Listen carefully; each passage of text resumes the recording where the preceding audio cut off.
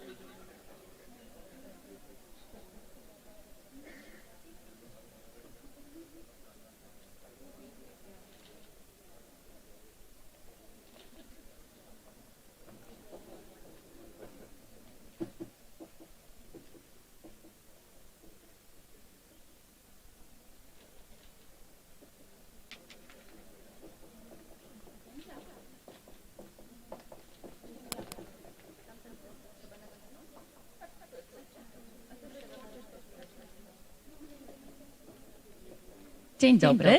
Szanowni Państwo, jeszcze przed rozpoczęciem konferencji mam kilka informacji technicznych. Gdyby ktoś z Państwa potrzebował opuścić konferencję, to proszę o kierowanie się tymi drzwiami. Druga informacja jest taka, że gdyby ktoś z Państwa potrzebował słuchawek od tłumacza symultanicznego, to one są dostępne tutaj z tej strony za drzwiami. I trzecia informacja, właściwie przeprosiny za jakość wyświetlanego obrazu. Zepsuł nam się projektor i musimy używać zastępczego. Także przepraszamy za... Wczoraj zepsuł nam się projektor, tak dla wyjaśnienia. Także przepraszam jeszcze raz za jakość wyświetlanego obrazu. Mam nadzieję, że nie będzie to wielkie utrudnienie. Dziękuję Państwu ślicznie i życzę udanej konferencji. Szanowni Państwo, drodzy goście, z ogromną radością witamy wszystkich Państwa na Międzynarodowej Konferencji Naukowej zatytułowanej Identyfikowanie i zaspokajanie potrzeb zawodowych nauczycieli, dyskursy współczesności. Państwa obecność to dowód na wagę zaproponowanej przez nas tematyki. Badacze oświatowi podkreślają, że jakość systemu edukacji nigdy nie przewyższy jakości jego nauczycieli.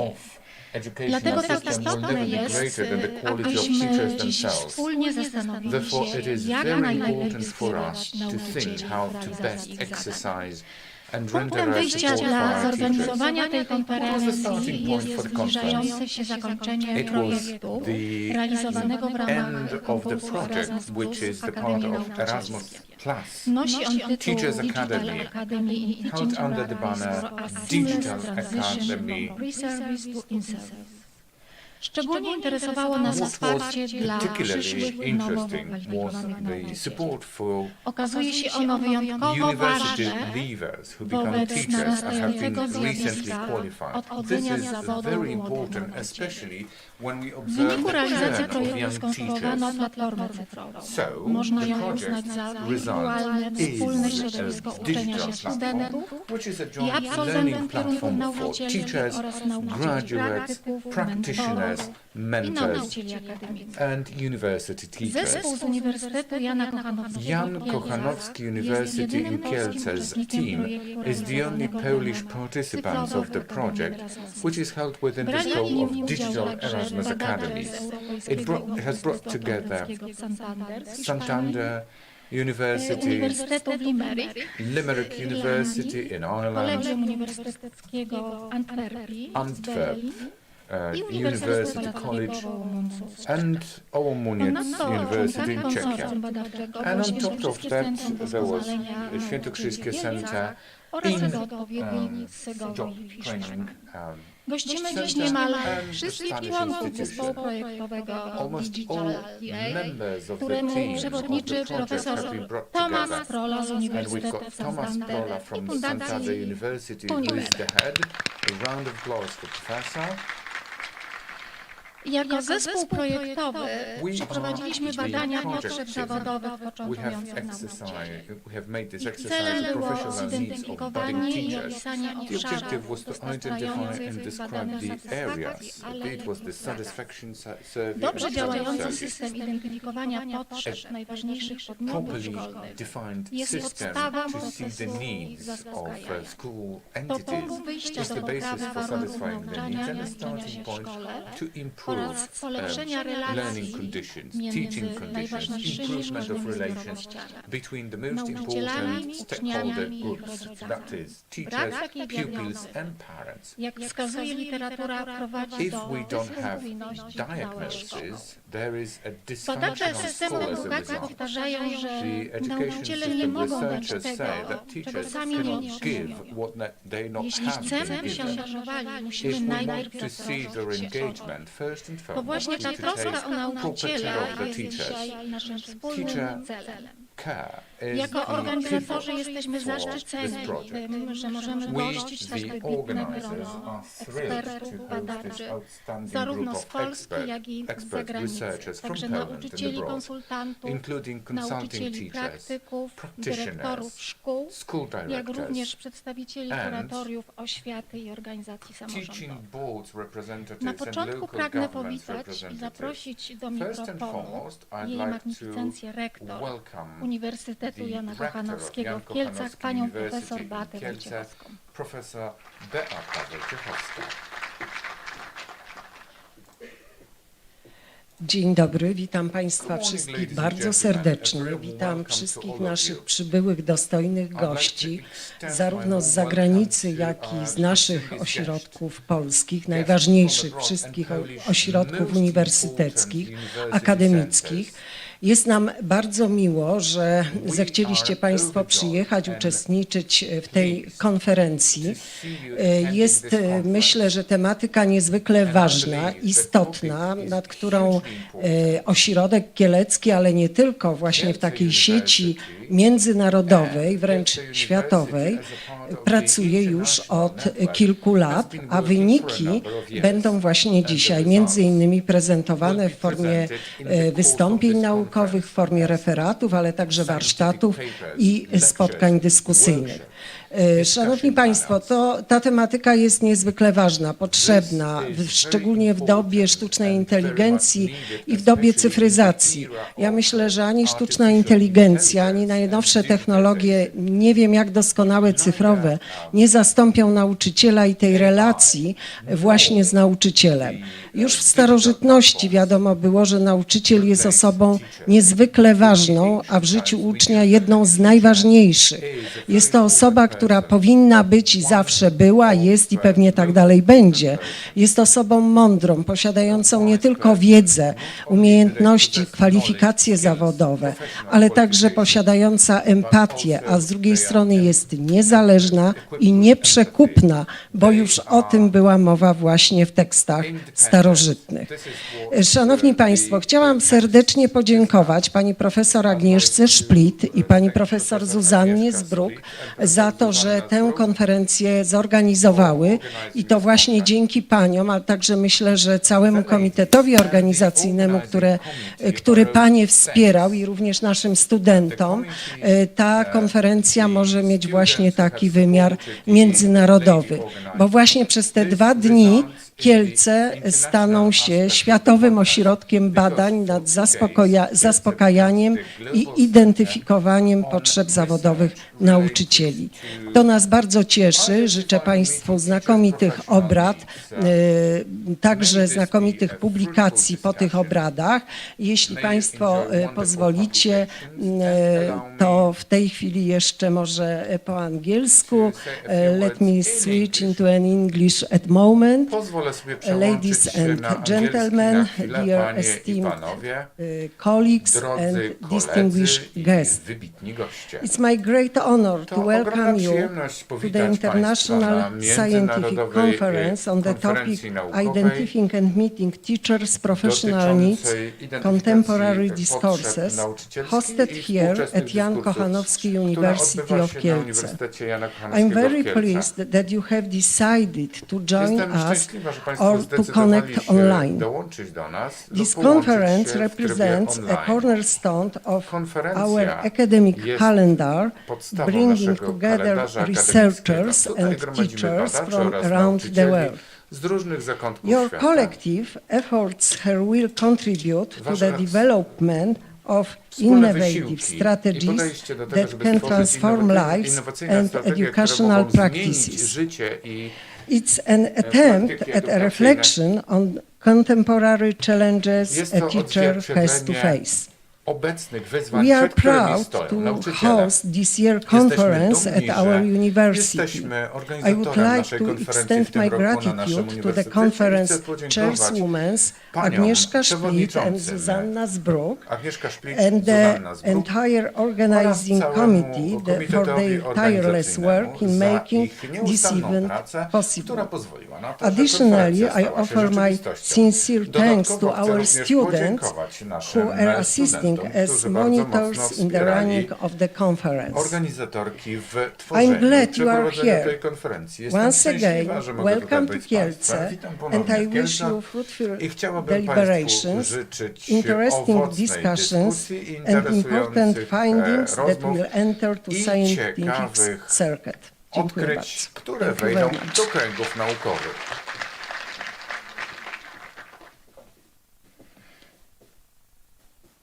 Pragnę powitać na dzisiejszym wydarzeniu panią profesor Mercedes Mayor-Lassalle, przewodniczącą Światowej Organizacji Wychowania Przedszkolnego OMED, która przyjechała do nas z Argentyny.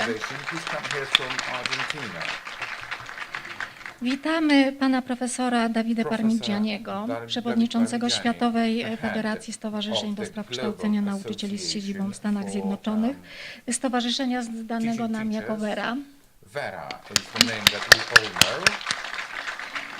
Jest z nami pan Michael Heinen, przewodniczący Europejskiego Stowarzyszenia do Spraw Kształcenia Nauczycieli z siedzibą w Brukseli.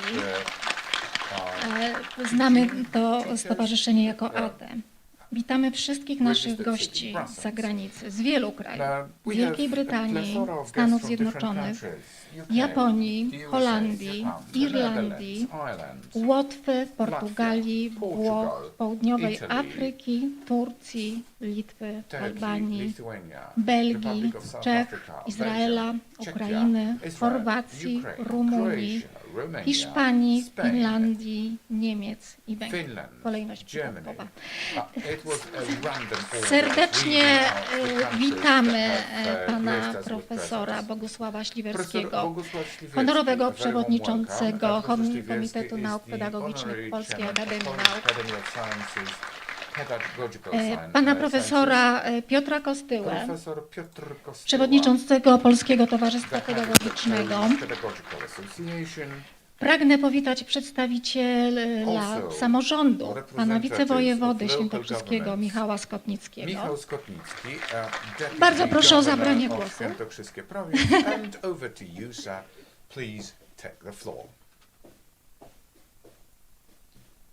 Szanowna pani rektor, szanowni profesorowie, szanowni goście z zagranicy, praktycznie z całego świata. Bardzo dziękujemy, żeście przyjęli zaproszenie i gościcie w naszym pięknym mieście w Kielcach, które, jak tutaj powiedziała pani rektor, stały się stolicą możliwości, analizy potrzeb nauczycieli w naszym kraju, w Europie, ale również na świecie. Drodzy państwo, jest mi niezwykle miło.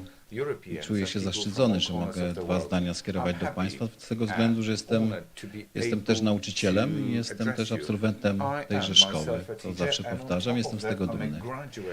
Gdy zaczynałem pracę w latach 90., wtedy po prostu robiono szkolenia dla nauczycieli, po prostu starano się nas dokształcać dla potrzeb, natomiast nikt nigdy nie pytał nauczycieli, co wam jest potrzebne.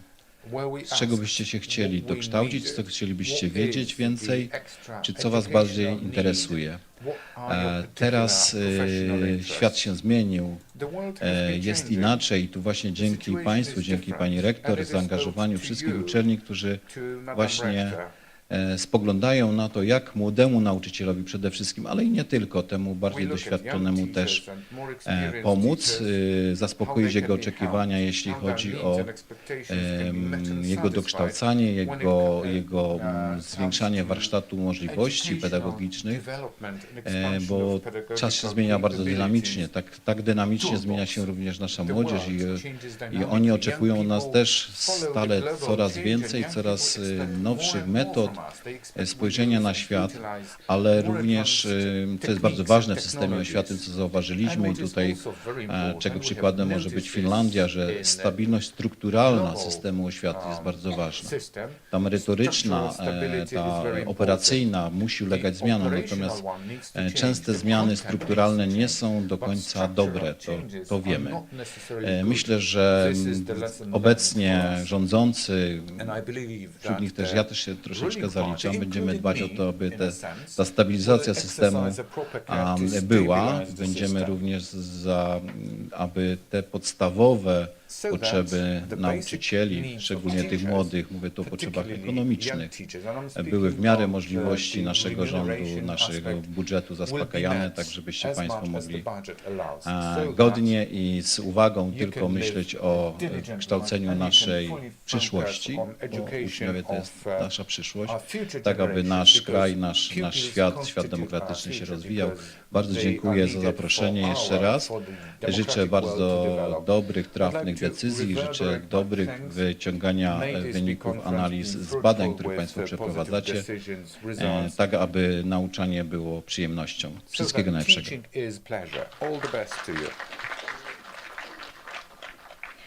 Jest z nami dzisiaj świętokrzyska wicekurator oświaty, pani Grażyna Dekiel. Zapraszam panią kurator. Superintendent Ms. Grażyna Dekiel, the floor is yours. Dzień dobry, witam Państwa. Szanowni Państwo, jestem zaszczycona, że mogę brać udział w takiej konferencji na tak ważny temat. Rola nauczyciela w kształtowaniu nowego pokolenia, młodego pokolenia, każdy z nas to zna. Ich zawodowe osiągnięcia, motywacja jest przekuwana na jakość kształcenia i na dobrostan ucznia. Więc jest naprawdę, potrzeby nauczyciela są kluczowe w tym miejscu. Obecnie w Polsce prowadzone są rozmowy na temat, właściwie o sposobie prowadzenia kształcenia nowych pokoleń pedagogów. Jesteśmy też w trakcie zmian edukacji szkolnej i myślę, że Państwa badania świetnie wpisują się w te obszary. Gratuluję wyczucia czasu, jeżeli chodzi o to, bo myślę, że wnioski, jakie Państwo wyciągnęli z tych swoich badań, będą wskazówką do rozwiązania niektórych problemów właśnie z tych obszarów. Nauczyciel potrzebuje szkolenia, powiedzmy sobie, takiego merytorycznego z zakresu metod i form nauczania, z zakresu prawa oświatowego, z zakresu nowych technologii, ale także potrzebuje takiego zaopiekowania, wsparcia emocjonalnego i psychologicznego. Jestem szalenie ciekawa, jak Państwo zidentyfikowali te potrzeby, ponieważ ta grupa zawodowa, nauczyciele, obecnie są w dużym stopniu wypalenia zawodowego. I dlatego Państwa te wskaźniki, tutaj te emocjonalne potrzeby, jak bardzo są zabezpieczone dla nauczycieli, są dla nas wskazówką też, co dalej z tym problemem zrobić. Gratuluję organizatorom tej konferencji nie tylko tematu, ale też rozmachu i stworzenia takiej przestrzeni do dyskusji na ten temat. Serdecznie dziękuję za zaproszenie. I życzę udanych spotkań.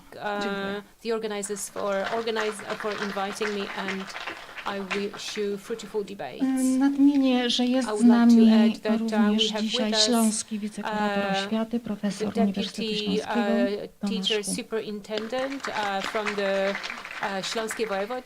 Chciałabym powitać również panią dyrektor Świętokrzyskiego Centrum Doskonalenia Nauczycieli w Kielcach, panią Małgorzatę Łakomiec. Są z nami oczywiście władze Wydziału Pedagogiki i Psychologii oraz Instytutu Pedagogiki naszej uczelni, które nieustannie i wytrwale nas wspierały. Pan dziekan, profesor uczelni Sławomir Kozieł i pani dyrektor, profesor uczelni Ilona Żeber-Dzikowska. Szanowni Państwo, zbliżamy się do ważnego momentu. Zapraszam teraz do wirtualnego, uroczystego otwarcia naszego wydarzenia, którego dokona przewodnicząca Komitetu Naukowego Konferencji i jednocześnie przewodnicząca Komitetu Nauk Pedagogicznych Polskiej Akademii Nauk, pani profesor Agnieszka Cyber-Michalska.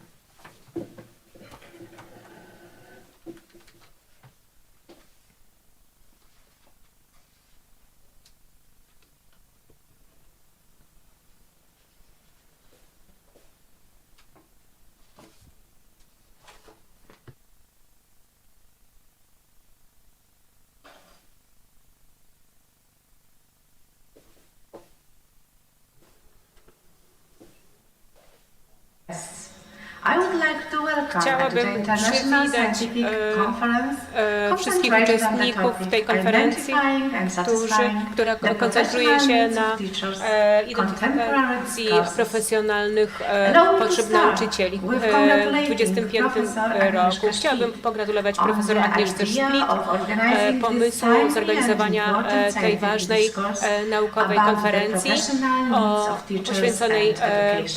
poświęconej profesjonalnym potrzebom nauczycieli oraz edukacji nauczycielskiej. Reprezentuję Komisję Nauk Pedagogicznych Polskiej Akademii Nauk, która jest patronem dzisiejszej konferencji. Bardzo jest mi miło podkreślić, że ta Komisja Nauk Pedagogicznych reprezentuje badania edukacyjne związane z Polską Akademią Nauk. Komisja została powołana w 1953 roku. Nasze działania naukowe zajmują się oceną postępów badań edukacyjnych oraz wsparcia edukacyjnego.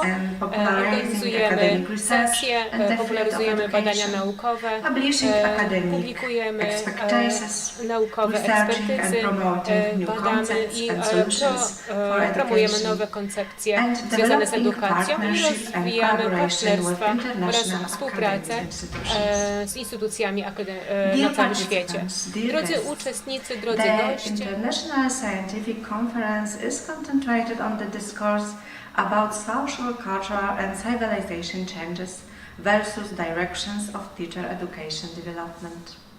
This problem is very important in the light of discussion about teacher education in the globalizing world and in particular in social cultural reality. The social cultural reality is the reality of permanent change exactly. In this context, a question arises about the place of teacher education in relation to culture as a space for its transmission and transformation. This vision implies new problems and challenges, new ways of interpretation of the future of teacher education and professional needs of teachers, and new point of view about teacher education in contemporary society and the role of higher education and educational projects of teachers supporting their development and sense of professional satisfaction. Dynamics of changes makes us reflect on this problem, especially in comparative perspectives. The most important is consideration about professional needs of teachers in different European countries.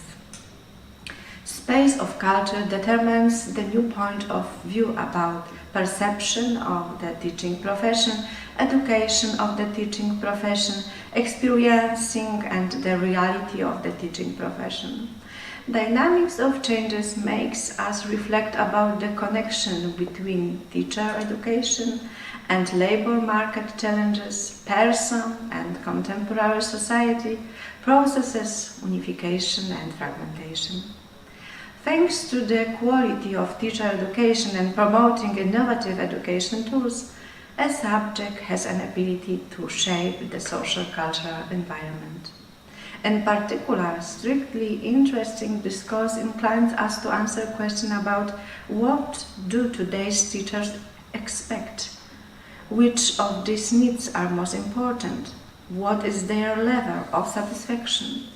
What are the areas of satisfaction and frustration for modern teachers? The meetings such this international conference are very much needed. It is a unique opportunity to exchange views, opinions and good practices in promotion teacher education and a changing world and a place of the teacher in contemporary modern model of society. I wish you successful discussions.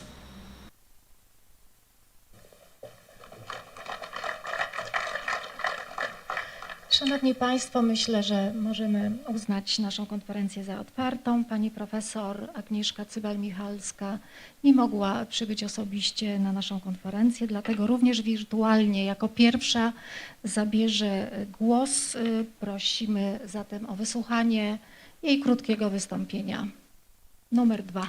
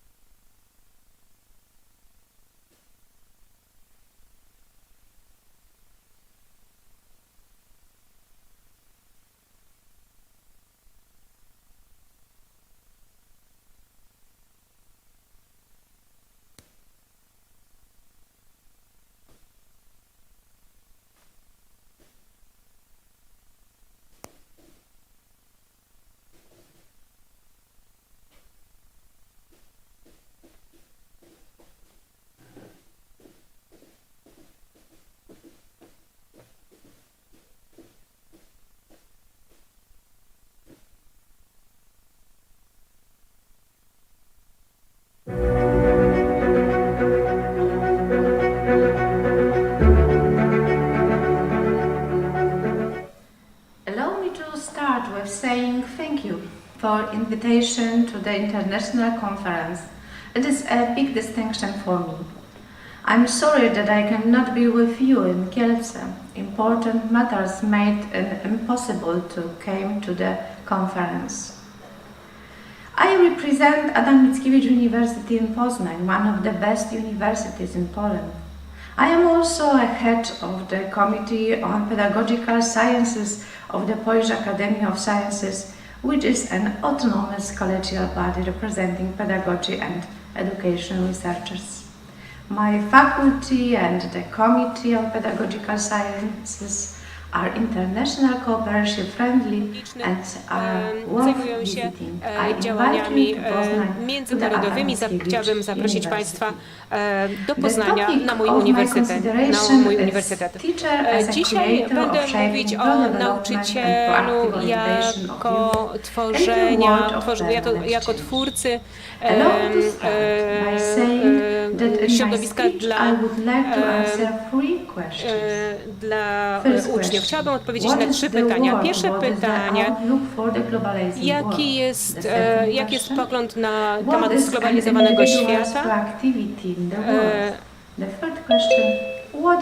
Trzecie pytanie to, jakie są cechy charakterystyczne, psychologiczne dotyczące nauczycieli. Pierwsze pytanie, jaki jest świat? Jaki jest zglobalizowany świat? Globalizacja składa się z wielości połączeń i wzajemnych interakcji między społeczeństwami, które tworzą globalny system. Unifikacja oraz dywersyfikacja to są procesy komplementarne, które są kluczowymi elementami rozwoju współczesnych społeczności. Globalizacja jest intensyfikacją globalnych relacji. Oczywiście teraz trudno jest określić dynamikę tego świata ciągle rozwijającego się. Chciałabym powiedzieć, że zarządzać wiedzą jest elementem kluczowym we współczesnym świecie. To rzeczywistość, która charakteryzuje się podziałami, dekontekstualizacją i rekontekstualizacją. Społeczno-kulturalna rzeczywistość jest rzeczywistością ciągłej zmiany. Trudno ją opisać, jest trudna do zrozumienia. Mamy także wielość światów i to oznacza wielość możliwości tworzenia. Wszystkie jednostki mogą tworzyć swoje własne biografie, co czasami jest dla nich trudne.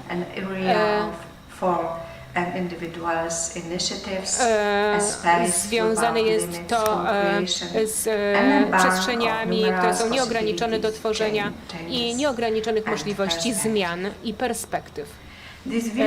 Wizja ta prowadzi do nowych sposobów interpretacji świata, w których życie rozwija się i prowadzi do nowych karier życiowych. Podkreśla to znaczenie działań proaktywnych i możliwości tworzenia przyszłości, która jest trudna do przewidziana. Wiadomo, że nie możemy oczekiwać gwarancji pracy.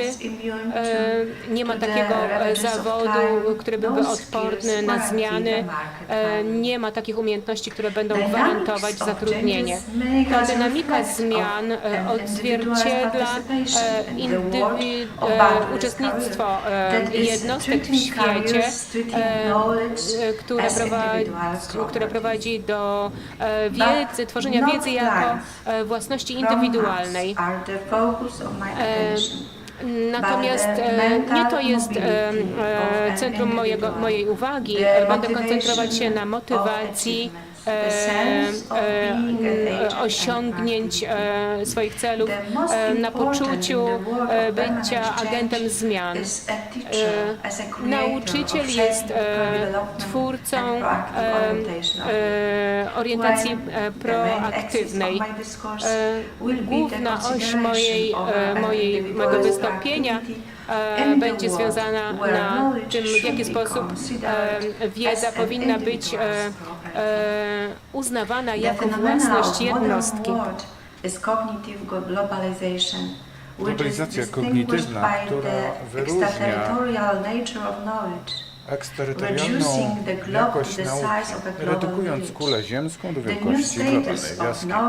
Wystarczy wiedzy, której źródła drzemią wszędzie, połączona jest przede wszystkim z możliwością myślenia w sposób krytyczny dla szkoły, dla rozwoju, dla odpowiedzialności. Do tego powinni być przygotowani nauczyciele. Jest to zwykle rezultatem konkretnego dyskursu między mną w czasach obecnych i mną w czasach przyszłych. Ta wiedza kosztuje bardzo dużo. Jednakowoż moim zdaniem powinna ona kosztować każdego, kto jest zainteresowany rozwojem umiejętności kognitywnych. W innym przypadku nie ma to absolutnie sensu. Nauczyciel powinien być przywódcą w świecie kognicji. Drugie pytanie. Jaka jest ta proaktywność jednostki w świecie, który jest światem nieustannej zmiany? Co osoby postrzegają jako rzeczy własne, jako największy potencjał rozwojowy,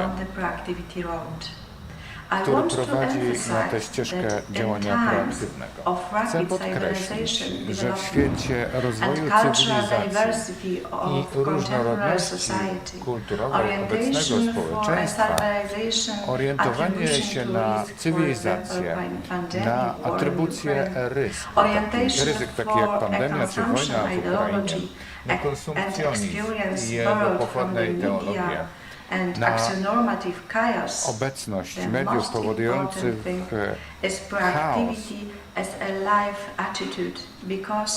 i może być zwalczona przez proaktywną postawę. Zgodnie z Batemanem osoby proaktywne charakteryzują się licznymi cechami. Po pierwsze, poszukiwaniem możliwości dokonywania zmiany, badaniem środowiska, wychodzeniem poza swoje granice w danej sytuacji. Powtórzę, ustawieniem się na cele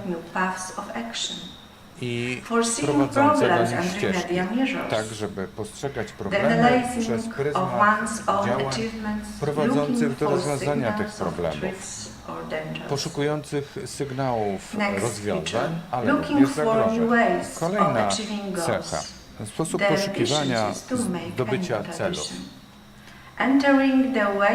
Wchodzenie ze świadomością ryzyka i branie odpowiedzialności za swoje czyny. To są te osoby, które podejmują działania. Podejmując te działania, są uparte, poszukują drogi do celu. I to jest podwalina sukcesu. I na koniec udowadniają swoją tożsamość przez dokonywanie zmian, przez wprowadzanie zmian, przez wpływ na swoje środowisko, na wpływanie, pobudzające poświęcenie wszystkich osób. Podsumowując, należy podkreślić, że bardzo ważnym elementem odróżniającym to podejście do stylu życia to kształtowanie siebie w sposób subiektywny, osobisty, personalny. Norman mówi, jeżeli ludziom przyszło żyć w danym środowisku, muszą mieć pozycję, która jest dla nich właściwa. Taki podmiot jest w stanie kształtować środowisko, a nie być kształtowany przez środowisko. I ostatnie pytanie. Jaka jest charakterystyka psychologiczna kształtująca to zachowanie rozwojowe? Zachowanie prorozwojowe determinuje nam działania, współpracę, kooperację w świecie, który opiera się o globalną zmianę. Jest remedium, kiedy ktoś doświadcza zmiany i różnorodności kulturowej. Orientowanie na rozwój ma kolejny szereg cech. Po pierwsze, elastyczność kognitywna, rozumiana jako gotowość na doświadczenia, na możliwość akomodowania wyników tych doświadczeń. Ciekawość kognitywna, która pojmowana jest jako aspiracja do zdobywania wiedzy, manifestująca się przez te cechy użyteczne odnoszące się do wiedzy, chęć zdobywania dalszej wiedzy, zorientowanie w czasie i przestrzeni, zrozumienie czasu i budowanie postawy otwartej na przyszłość, gotowej na zmianę, na przekucie zadań, na działania. Poczucie, że jest to właściwa ścieżka życia, która jest rozumiana jako pewność budująca przyszłość. Manifestuje się to w przekonaniu, że jesteś w stanie oprzeć się o siebie i o innych ludzi, o wyniki ich pracy, że ta praca społeczna jest pracą uzupełniającą, która pozwala nam budować pewność wobec innych osób. I ostatnia cecha, poczucie godności i wzajemnego szacunku, które manifestują się głównie w tym przekonaniu, że mamy swoją godność, mamy również szacunek do partnerów, z którymi przyszło nam żyć w społeczeństwie. Podsumowanie jest takie: podejście proaktywne determinuje horyzont przyszłości osób żyjących dziś, jednostek żyjących dziś, jako głównych aktorów tej przyszłej zmiany. Nauczyciel powinien być twórcą, powinien kształtować orientację prorozwojową, proprzyszłościową wśród przyszłych ludzi, którzy żyją w świecie stałej zmiany. Ta proaktywna i prorozwojowa postawa powinna towarzyszyć przede wszystkim samym nauczycielom. Bardzo dziękuję za Państwa uwagę.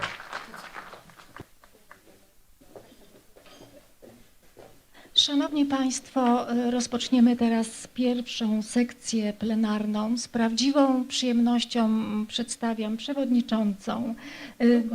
Drugą. Jak to? Moją znakomitą koleżankę, profesor uczelni Agnieszkę Szplit, dzięki której gościmy tylu znakomitych ekspertów z zagranicy i jednocześnie przewodniczącą naszego zespołu projektowego z UJK. Agnieszko, zapraszam. Ja już dziękuję Państwu za uwagę. Dziękuję Państwu. Serdecznie dziękuję wszystkim osobom przybyłym. Mam wielką przyjemność poprowadzić pierwszą sesję panelową. Jeśli Państwo pozwolicie, przyłączę się na język angielski, ale oczywiście tłumaczymy tak jak zawsze. It's my great pleasure to meet our special guests, and the first session will consist of 3 presentations. And the first presentation is by Professor Pete Boyd, very famous professor from the University of Cambridge. And if I can tell everyone that it's a really great pleasure to meet Pete here again, and I hope you will find a lot of information, a lot of great experience during the presentation. Pete, welcome please. The floor is yours. I will have the presentation in a second. A prezentacja pojawi się na ekranie już za sekundę.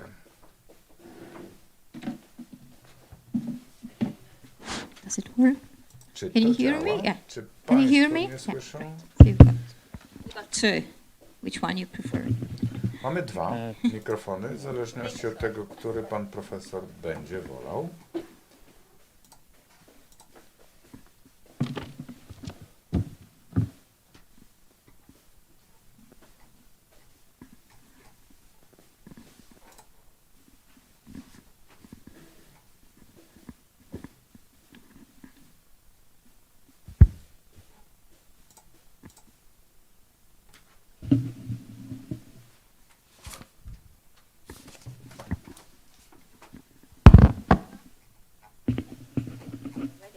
Okay.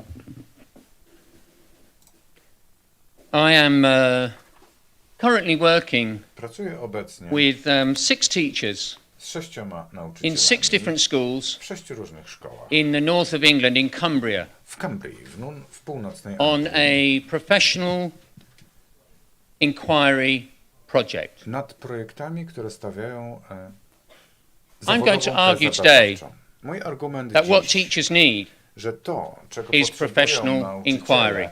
to tego rodzaju profesjonalne problemy badawcze. So the thing about these teachers is O co chodzi z tymi they're not nauczycielami? beginners, they're To very nie są osoby, experienced. które zaczynają to bardzo And in fact, they had to doświadczeni complete nauczyciele. a government Ukończyli leadership program management na course poziomie in order to rządowym, qualify był to program come on this liderski, professional development inquiry. który był w stanie ich And they kwalifikować volunteered do for the tej ścieżki inquiry, and it involves dotyczącej 6 problemu half-day badawczego. afternoon sessions 6 face-to-face, sesji and twarzą w about twarz 4 or po 5 południu one-hour i online 4 catch-up meetings. spotkania Plus, online, które they miały must do some work in wyrównać school. różnice, no i jeszcze musiała się odbyć jakaś praca And they w got szkole. Professor Pete Boyd Pete Boyd as their research mentor. był mentorem Such fortunate, badawczym. lucky, experienced teachers, I think. Szczęśliwi ci nauczyciele, prawda? And these experienced teachers with management roles, I think they thought that they were going to be helped to run a whole school project, you know, massive change, everybody involved, them at the head of it, telling everybody what to do. But all of these experienced teachers still do some real teaching. They have a few classes of their own. So we designed the project for them to pursue a professional inquiry into their own teaching. They were a little bit surprised, and two of them left the project immediately. But the reason for it was because that's what we were expecting them to do next year. They were going to lead professional inquiry and ask their teachers to investigate their own teaching. And in the first session, the thing that we asked them to do, the thing that they asked them to think about, was the stone in their shoe. Jak to jest, jak się ma na przykład kamyczek w bucie? And by that we mean thinking about one of their classes, one of their subjects that they were teaching, what was going on that was bothering them, that was nagging them, that was concerning them about their students' learning. Now, most of you are teaching. Many of you will have been teaching recently. I wonder if you think about your own teaching, is there anything that is bothering you, that is making you think about the impact of your teaching? Is anybody learning? And if so, how and why?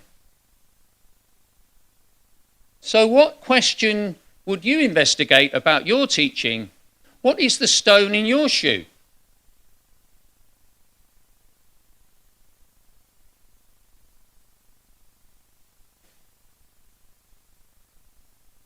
In the second session, with my experienced teachers, they all presented for 5 minutes about the stone in their shoe, about what they would like to investigate. But they soon realized there was some common ground and that their investigation would be much more powerful, much more meaningful if they could find a shared area of concern and develop a shared research question. And so with some gentle persuasion from their research mentor, they all gradually focused on one issue. They had the idea that they would investigate what they called deep thinking. How would they promote deep thinking by their students in the different subject areas that they were teaching? And after some work, they decided that deep thinking, they meant by that they wanted the children, the students, to think like a mathematician, or like a scientist, or like a historian, or like a geographer, or like an artist.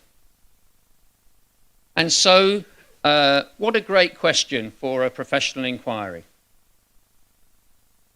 And this issue of the question is very important. And many colleagues believe that the teachers need to own the question.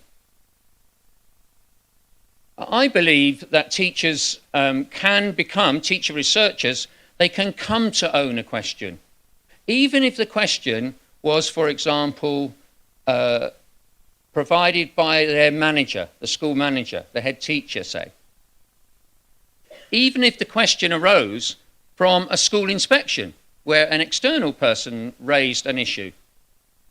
And even if the question has been manipulated and steered by a crafty research mentor.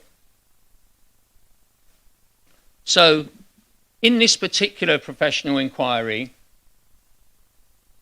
we borrowed from Japanese lesson study some characteristics of lesson study, but also from the idea of action research. And we had 2 cycles of action research. And the first cycle, in a way, it's a kind of a warm-up so that the teachers get the idea of how they're going to generate data and analyze it. So we ask the question, what's going on at the moment? So in this case, in terms of deep thinking in your lesson, what's going on? And then after some work, we decide and agree on a change in practice, and then the next data generation, the next term of school, they investigate a lesson and say, what if? What if I change my practice? What happens then? And so that's the form of professional inquiry that I'm talking about. And during the period between the first cycle and the second cycle, I had to do some work. I produced a short literature review to raise some of the issues and to introduce the teachers to some of the relevant literature. And the literature we looked at was philosophy for children. Maybe you've heard of this, Lippmann. But we also looked at epistemic quality and the idea that the lessons should have epistemic quality. So if you were doing a history lesson, the children would be questioning the historical artifacts and they would be thinking like a historian. They wouldn't just accept the artifacts as if they were true. And also we looked at dialogic teaching. We looked at facilitation of inquiry-based teaching, again from Japan. And we looked at legitimation code theory and the semantic wave. We looked at the way in which the teacher was varying the introduction of abstract concepts during the lesson. Wow. Classroom teaching is really complicated, isn't it? You think you're going to investigate something and you're going to have a focus, and then you look at the literature and you find that there's so much that is relevant to your question. So what do I mean by this professional inquiry that I'm talking about? Well, I think elsewhere I have written about 10 steps of professional inquiry, but we're only doing a short presentation, so I'll break it down to three phases of a professional inquiry. In the first phase is about developing a research question. This is a very important stage, and it's important during this stage, to build trust and to explicitly discuss values and purposes, and to critically engage with current practice in the school, in your classroom. You need to be able to question practice, but you also need to critically engage with relevant literature. If you can build your inquiry as values-based, that is connected with your purposes and your values, and link it to social justice in some way, then it becomes more meaningful and more powerful. It avoids just investigating the techniques of schooling. You know, like you might just choose questioning and say, how do I ask my questions? But if you can connect it to which children are answering the questions and which children are understanding the questions and so on, and which children are asking questions, then it starts to become more connected to social justice, and the teachers were far more motivated to find out some answers. So that's the first phase, developing a question. The second phase is to generate data and analyze it. And the thing about professional inquiry, it borrows from practitioner research in this area. So the methods of data generation, approaches to ethics and ethical controls, and an approach to analysis in particular can be borrowed from practitioner research and be very effective in professional inquiry. We also, in this case, borrowed from lesson study, because in lesson study sometimes, rather than thinking about the learning of all the children in the class, you just choose 3 children and you focus on the impact on those 3. And you can choose different children. It makes it more meaningful then, and you could generate student voice from those 3 children rather than trying to understand the whole class. It's too much data, too complicated. If you can find the time to do analysis with the teacher researchers involved, then it becomes much more powerful. And in fact, in lesson study, you always try to get a dialogue with the teachers. The teacher researchers would be in a dialogue discussing the impact on learning. Okay, so the third phase of a professional inquiry is sharing the findings and taking action. And you know, you'll find that teachers are generally busy people, but when they have to present to their peers, they suddenly start doing all the background reading that you've been giving them, you know. So you gave them the reading 6 months ago, but suddenly they will prioritize the time to do the reading and prepare their presentation to peers. They are strongly motivated by their vocation, meaning their commitment to teaching and to supporting the children. And that might seem like an old-fashioned idea, vocation to teach. But from my research with my colleague Kevin Proudfoot, we found that even in England, where there is managerialism, performativity of teachers, the age of accountability extreme, still teachers in English schools have a commitment to teaching, a vocation to teach. And that is the power that we can connect with in order to motivate them to learn and to improve their work. So, those are the three phases of professional inquiry that I would suggest. But what about the research mentor? What are they doing all this time? Well, when you're working with teachers, it is good to show some vulnerability in the way that you're asking them to do. So typically, for example, if we're using video, classroom video, which we were in this case, the teachers would video their lesson, and that would give them the chance to more carefully evaluate it afterwards. So I would get some video of me teaching, and I would share it early on in the project and reflect on my teaching and so the mistakes I was making or whatever, to try and build trust and to get some trust with the teachers so that I'm not asking them to do something that I'm not prepared to do myself. Okay. And I should say that the period of time for sharing the findings, it creates a period of time when the teachers are still going into their classroom and experimenting. So in fact, don't ask them to present their work by Christmas. Ask them to prepare a presentation for Easter, because then all during the spring term, they'll still be practicing whatever the change in practice was, they'll keep on trying it. So you have to be a little bit crafty. Okay, so finally then, I want to get to 4 points about why I am arguing. I could have talked about salary, pensions, holidays, social status of teaching and so on. But I haven't chosen to talk about any of that. I said that teachers need professional inquiry. So what's underneath my argument? There's kind of 3 reasons plus a practical thing. First reason is because professional inquiry means that teachers are looking at different sources of knowledge. They have their classroom experience, they have their highly contested body of transdisciplinary and multi-paradigm research and theory. They have a load of professional guidance in books, in articles, and online especially. And also they have textbook schemes and resource schemes which often have teacher guidance with them. So this teacher is trying to use these different sources of knowledge, and as well as using the sources of knowledge, they're having to judge the reliability and quality of that knowledge.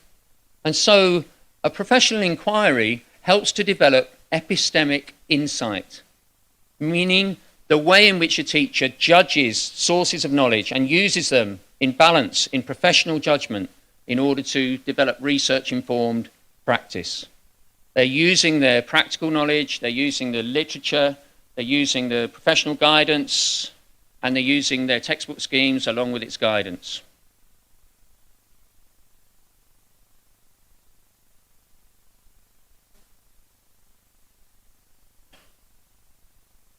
So the second reason why teachers need professional inquiry is because teachers need to build research literacy.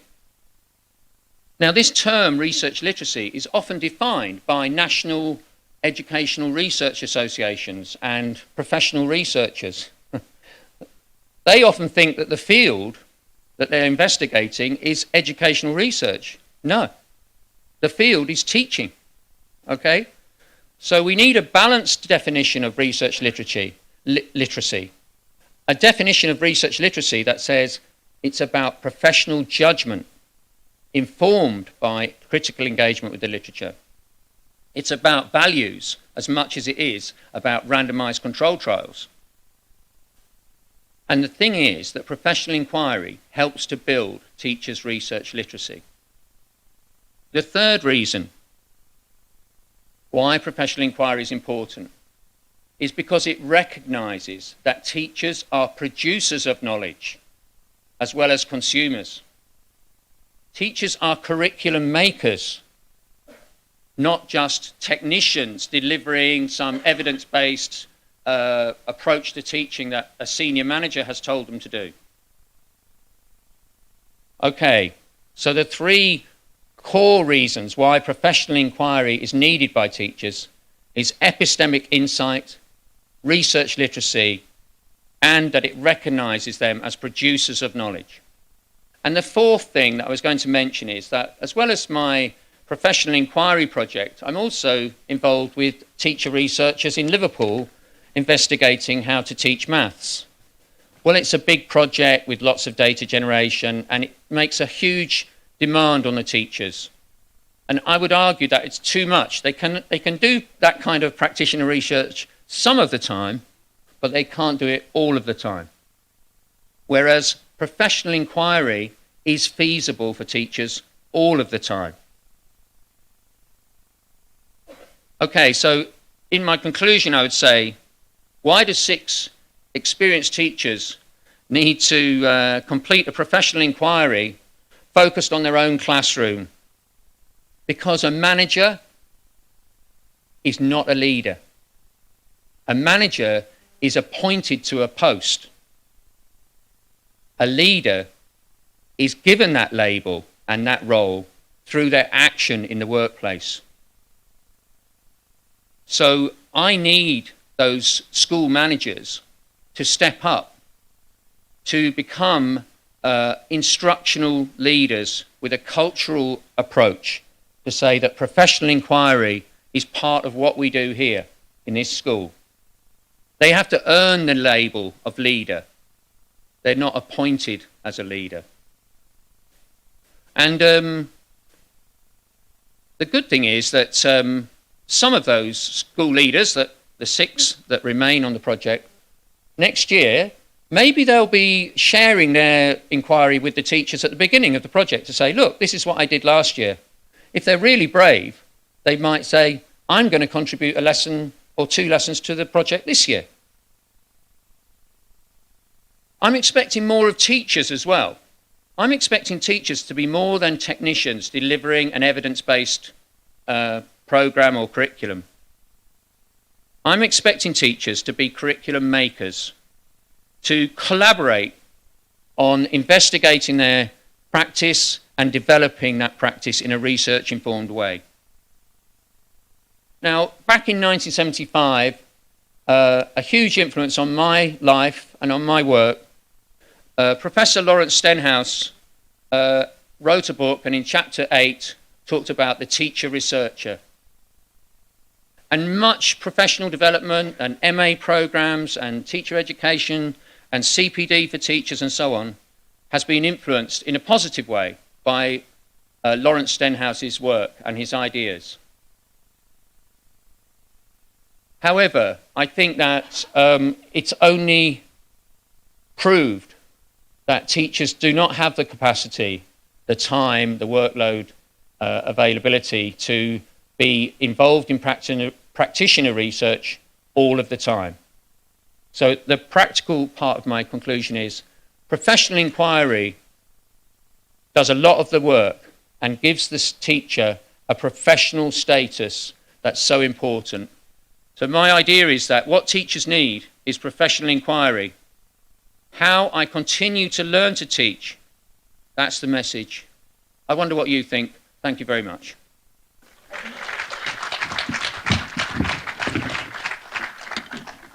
Thank you very much, Pete. So my arrangement suggestion is that we can listen to all the presentations now, and then we'll go to Q and answers, questions and answer time at the end of the session. Is it okay? Yeah, that's fine. Okay, thank you very much. So it's my great pleasure to invite the second speaker. Yes. So let me invite the second speaker, that is Mercedes Maloy Lasal from Argentina, from Buenos Aires, the president of OMED World. We'll have the presentation in a second. Would you like to stay here, or would you prefer using this microphone?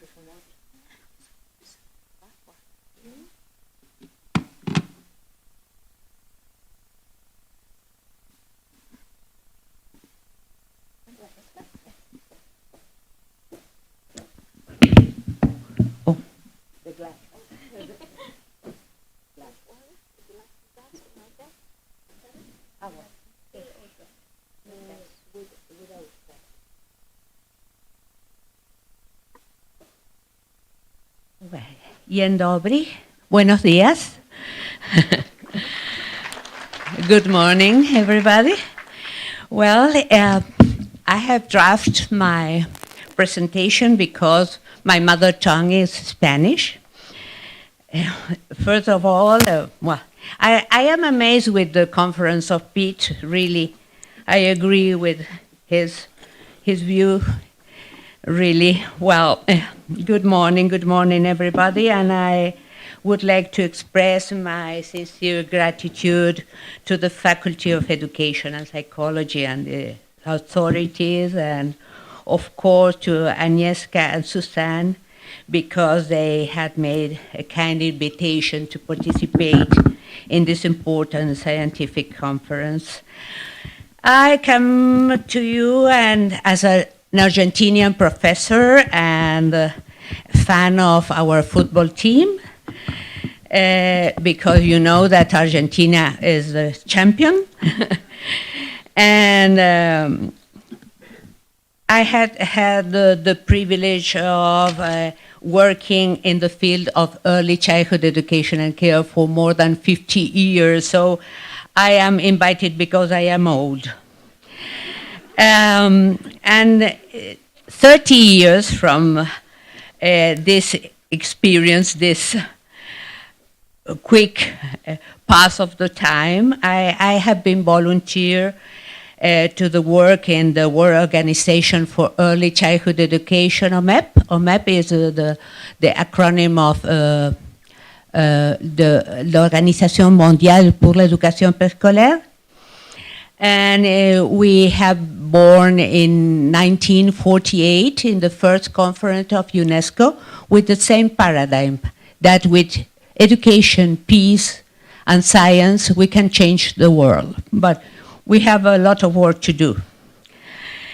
And this moment also gives me the opportunity to express my deep admiration to this country that gave the word Janusz Korczak, an extraordinary humanist and very important for children's rights. And I am profoundly aligned to his philosophy and values, and he continues inspiring our advocacy, our research, and the global action around more than 80 countries that are participating nowadays in OMEP. Well, OMEP is an international non-governmental organization. We have been working for more than 77 years, promoting the right to education and care from birth, and defending the dignity and the agency of every child. And we have the honor to have been contributing in the drafting of the CRC, together with UNICEF and many organizations on the world. And our last big contribution was in the World Conference of Early Childhood Education and Care held in Tashkent in 2022, serving both in the program committee and the drafting committee of the declaration that has significant outcomes in order to assume commitments for action to transform early childhood education and care. At the center of this commitment is there is a powerful recognition to ECC educators. They are in the heartbeat of early learning environments, yet they continue to face systemic neglect and professional invisibility. If we are to realize Target 4.2 of the SDG agenda, universal access to quality early childhood development, care, and pre-primary education, we must place teachers and personnel in the core of the education transformation. In my presentation today, please, the next slide. Yes. Can you change it for me? Because I am horrible with technology. Yes.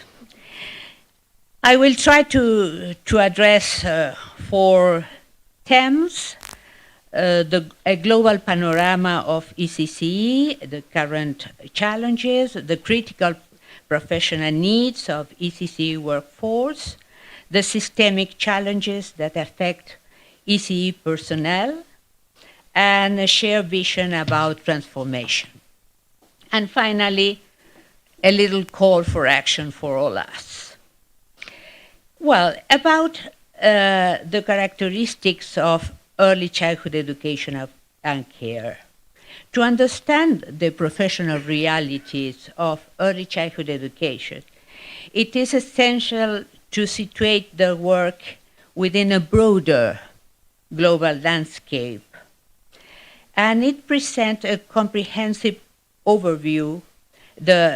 We have a global report nowadays, a new global report made for the first time together with UNESCO and UNICEF, because usually they present fragmented reports. They have presented a report in the past year with a comprehensive overview of both the progress of the persistent gaps in the sector, and while ECC is increasingly recognized as foundational in achieving the Sustainable Development Goal, the world remains far from achieving universal access and quality pre-primary education. Next, please. Globally, 72% of children participate at least at only 1 year of organized learning before entering pre-primary school. And it has declined from 2020, because in 2020 we had 75% of children participating, revealing how external shocks like the COVID-19 have undermined progress in many, many countries. In low-income countries, nearly 60% of young children do not access to any learning program or a learning and care program. These disparities contribute to larger education inequalities. I have problems with numbers. 300 million children are projected to fail to reach minimum reading proficiency by the end of the primary school in 2030. Next, please. The ECC sector faces what UNESCO and UNICEF describe as twin crisis: equity and relevance. On one hand, access remains deeply unequal. Children from marginalized backgrounds, including those living in poverty, rural areas, displacement, and those with disabilities, are significantly less likely to participate in ECC programs. You know that we say that education is a human right. In early years, it is a privilege. It is not a real right. So, on the other hand, many of the programs that do not exist lack contextual relevance. Curricula are often disconnected from children's developmental, emotional, and cultural needs. A lack of integrated multi-sectoral approaches further limits the responsiveness and impact to ECCE systems. ECCE provision is fragmented and under-regulated. So it varies. It varies across the world. It includes formal and informal programs. For example, in Latin America, we have a huge tradition of state commitment with the systems, but only in preschool, not 0 to 3, not from birth to 3.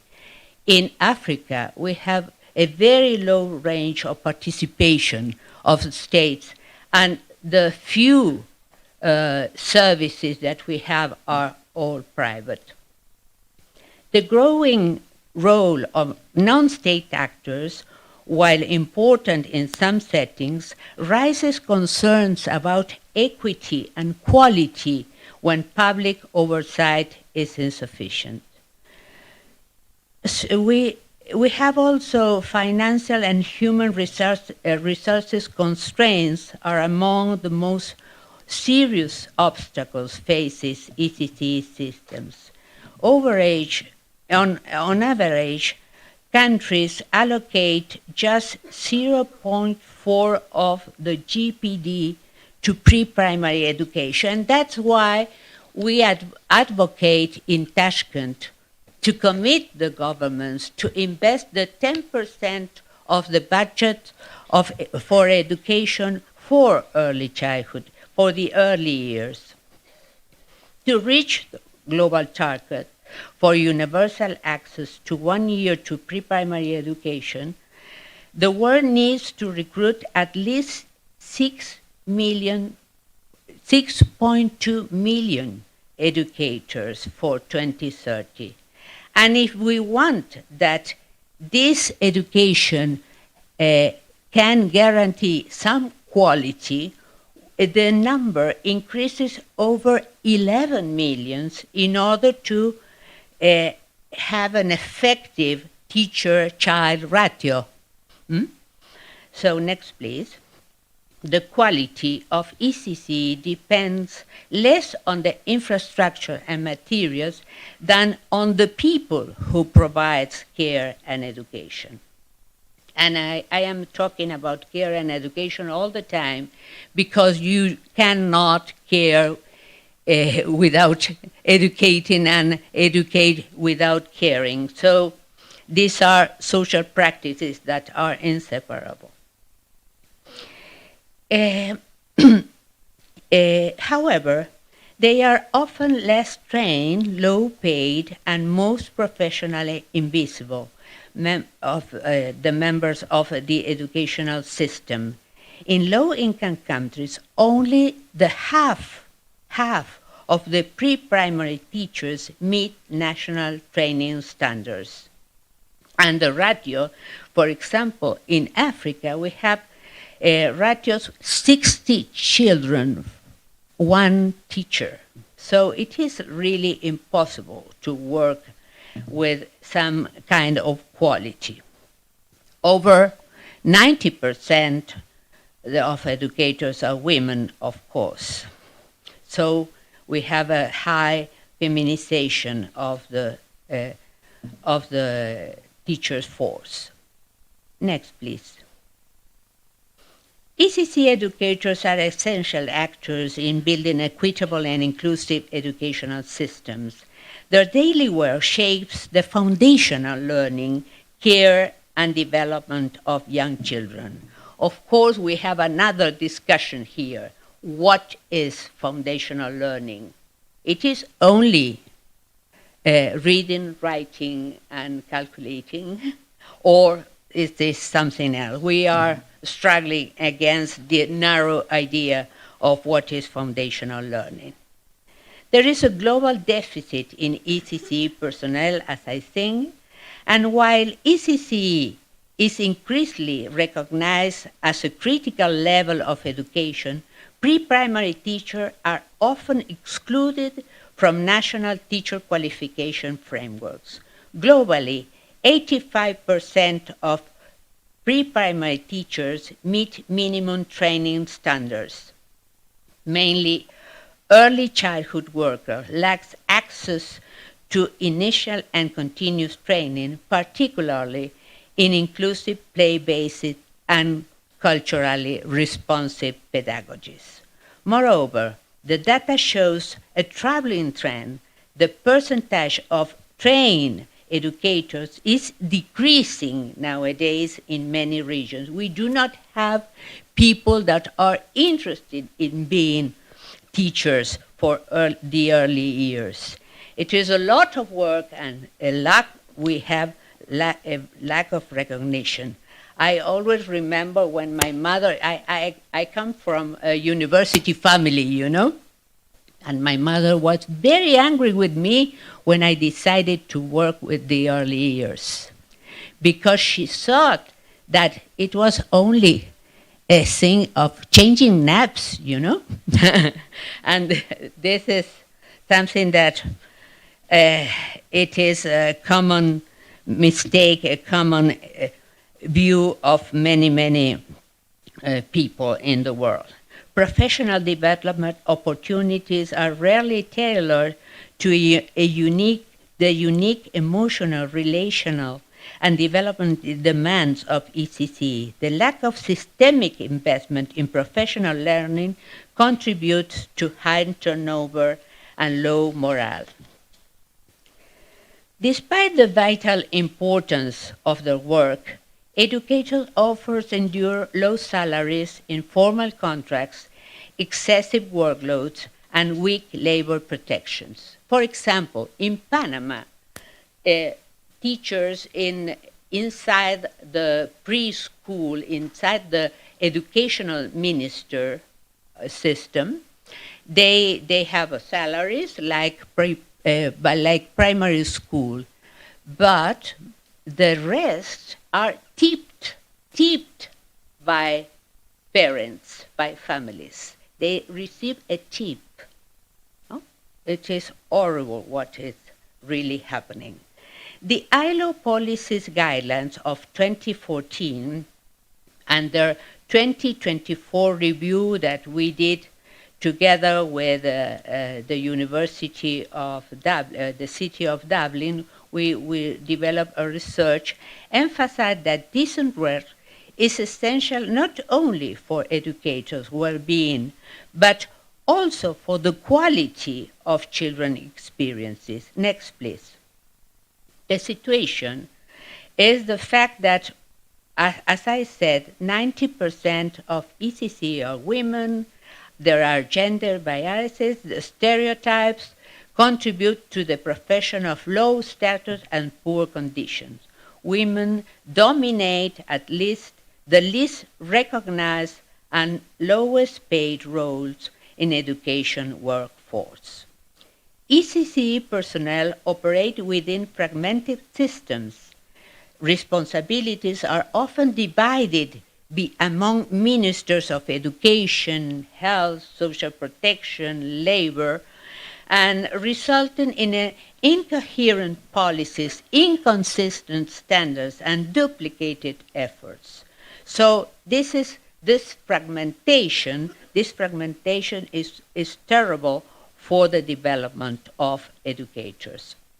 Furthermore, reliable disaggregate data on ECC personnel is lacking. If you see inside the Statistic Institute of UNICEF, you will find only data about preschool and one year of preschool, and the other years are not informed by the states. There is a profound gap between ECC educator counterparts in primary and secondary education. In many settings, early childhood educators are not considered part of the formal teaching profession. So, next please. In response to these urgent challenges facing ECC personnel, it is essential to envision a transforming pathway grounded in rights, in inclusion, in social justice. The vision aligns to the Sustainable Development Goals, to the Tashkent Declaration and commitments, to the policy guidelines of promoting decent work for early childhood education personnel, and of course to the review of the island guidelines. Transforming the ECC workforce requires dynamic action of all levels, clear public policies, sustained funding, equity focus on teacher education, and collaborative governance. Professionalization is both a goal and a process, and I think that universities has a lot of work to do, because we need to research more and to generate data in order to show this situation, to put it in evidence. No? Next slide, please. The first cornerstone is recognition. We need to recognize as qualified professional. I love what Pete said about recognizing the knowledge of educators, because all the narratives we hear, for example, from the World Bank, is that teachers know nothing. They are responsible of the crisis of education, but it is all the contrary. They have a lot of knowledge that is not valued. We need to ensure, of course, decent work conditions. We need to integrate educators, ECC educators, in the educational system, and we need to promote a career progression pathways and professional titles and leadership roles within ECC. So we have a lot of work to do. We need to, governments should spend, of course, financing diverse training pathways, to recognize that education in the early years had different shapes and different forms of organizations. It is not only to open kindergartens, but also to develop programs for families and communities that are living in far island, in the Patagonia, in the woods, in the mountains, to ensure that non-state actors and rural ECC workers are also benefit for public training policies, to regulate non-state actors also. Teachers' well-being and working conditions are essential, as I said, and we need, of course, and we are advocating for new governance and new policy coherence. But also, I would like to stress the inequities in professionalization. Next, please. The vision must conform inequities in who is recognized, training, and supported. Professionalization must not reproduce hierarchies. It must uplift all ECC workers. those in informal and home-based care settings, educators from indigenous, rural, or migrant communities, women who face intersecting barriers of gender, class, and race, and acknowledging diverse experiences they have. Next, please. The time to act is now. We believe that it is now. Even we are going back in the world. We are investing in weapons, in aggressions, in wars, in conflicts. We have more than 50 conflicts active all over the world and investing in that, but not in the early years. We need at least to allocate the 10% of the educational budgets in ECCE, design and implement national ECCE workforce strategies to be inclusive, participatory, recognizing practices, sustainable, to center the voices, the well-being, and professional agency of ECCE educators. The conclusion and call for action for me today, I will love to open the conversation with this, is that early educators are far from than caregivers or instructors. They are builders of peace, of equity, of sustainable futures. Their work lies on the heart of children's right to development, education, and well-being. As we approach to 2030 and reflect on the slow progress towards achieving SDG 4.2, it becomes clear that we cannot transform early childhood systems without first transforming the conditions, recognitions, and support structures for those who make ECCE possible. This conference has offered a rich opportunity to reflect on many facets the teacher's professional needs. From this perspective, the case of ECCE reveals how deeply these needs are connected to broader systemic issues.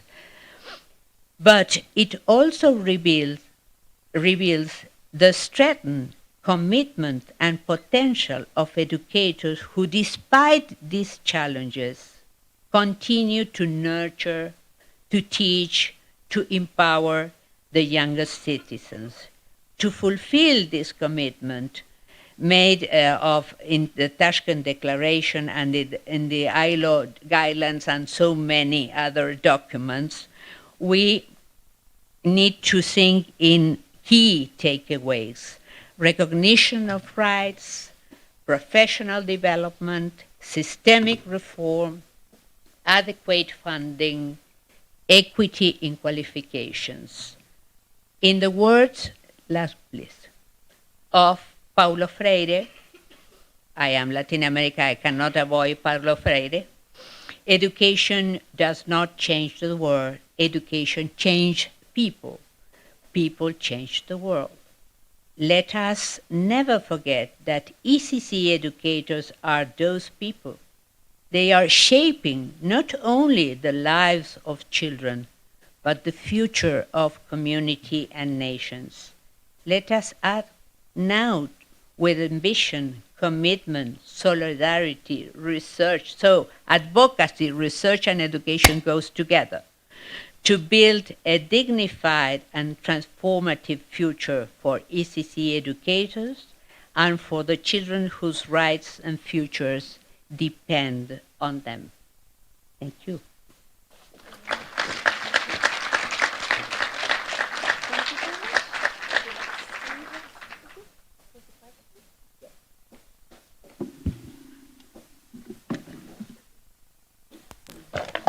Thank you very much, Mercedes. So now let me invite the next keynote speaker, Professor Makito Yurita from National Institute for School Teachers and Staff Development in Japan. Mercedes, please stay with me. We're going to have the question and answer session. Yes, please. Maybe if it's possible, I will also ask Pete to come back to that for a while. Yeah, but now we've got a presentation by Professor Makito Yuta, so the floor is yours.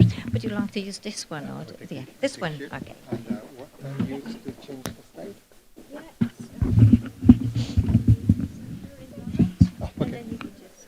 All right, thank you. So let me also use the script because I have accent and also English is not my native language. And to help the translator, I gave the script. So let me try to follow the script as much as possible. And thank you for having me today. I'm not really much of a public speaker. My training background is a political philosophy, so I usually talk with a small group of people. So this is a rather big audience and make me very nervous about it. But unfortunately, the door behind me is locked. So I guess I have to keep going. And I think we have a slide here. So it's a pleasure to be here today. And I am Makito Yurita, and I'm a professor at the National Institute for School Teachers and Staff Development in Japan. I mainly work with the government and also a bridge between the research and the government and practitioner. So the theme of this conference is, I think, is a very timely one. Around the world that we are witnessing growing concerns about the teaching profession. The decreasing attractiveness of teaching as a career, and also the many systems are facing teacher shortages. And some even argue that the teachers are experiencing the risk of deprofessionalization. So given these challenges, that I believe it is more important than ever to turn our attention to teachers, their experiences and their identities and their professional needs. Let me change the graphic. Okay, here.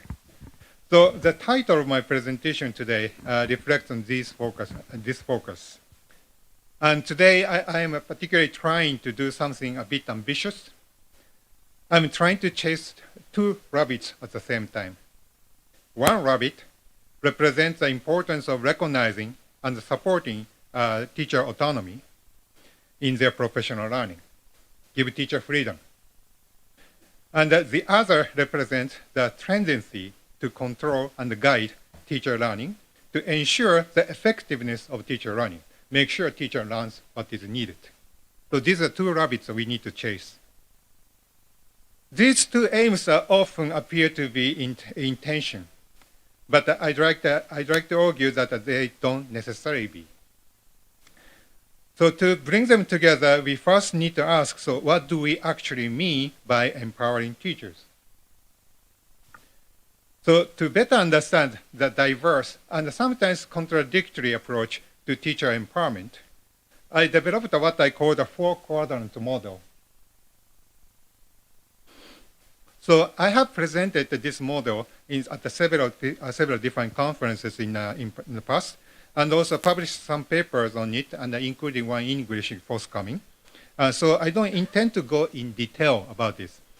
But I'd like to briefly introduce this model because it offers a useful lens for thinking about the teacher empowerment. So this model is built on two conceptual frameworks. On the horizontal axis, shown in red, we have Erich Fromm's framework on human existence. And on vertical axis, shown in blue, I think, we have Judith Sachs' framework on teacher identity. So let's start with Fromm, because I like Fromm better. So let's start with Fromm.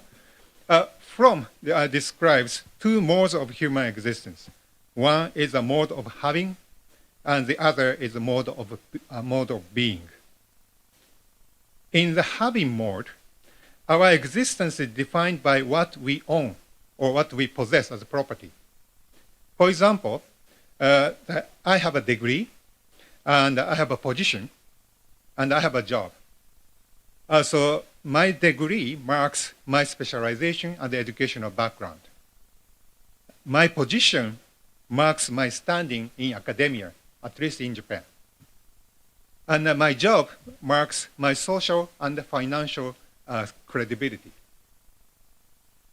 And in your program that my institution name is listed, so basically it shows I have a place to work. So whatever the things I have define who I am to you at this point.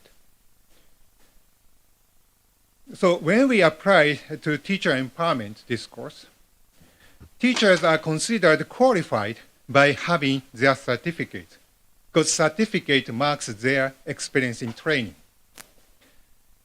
The teachers are considered capable by having certain skills or knowledge, because having the certain skills and knowledge gives them the right to teach in front of the class.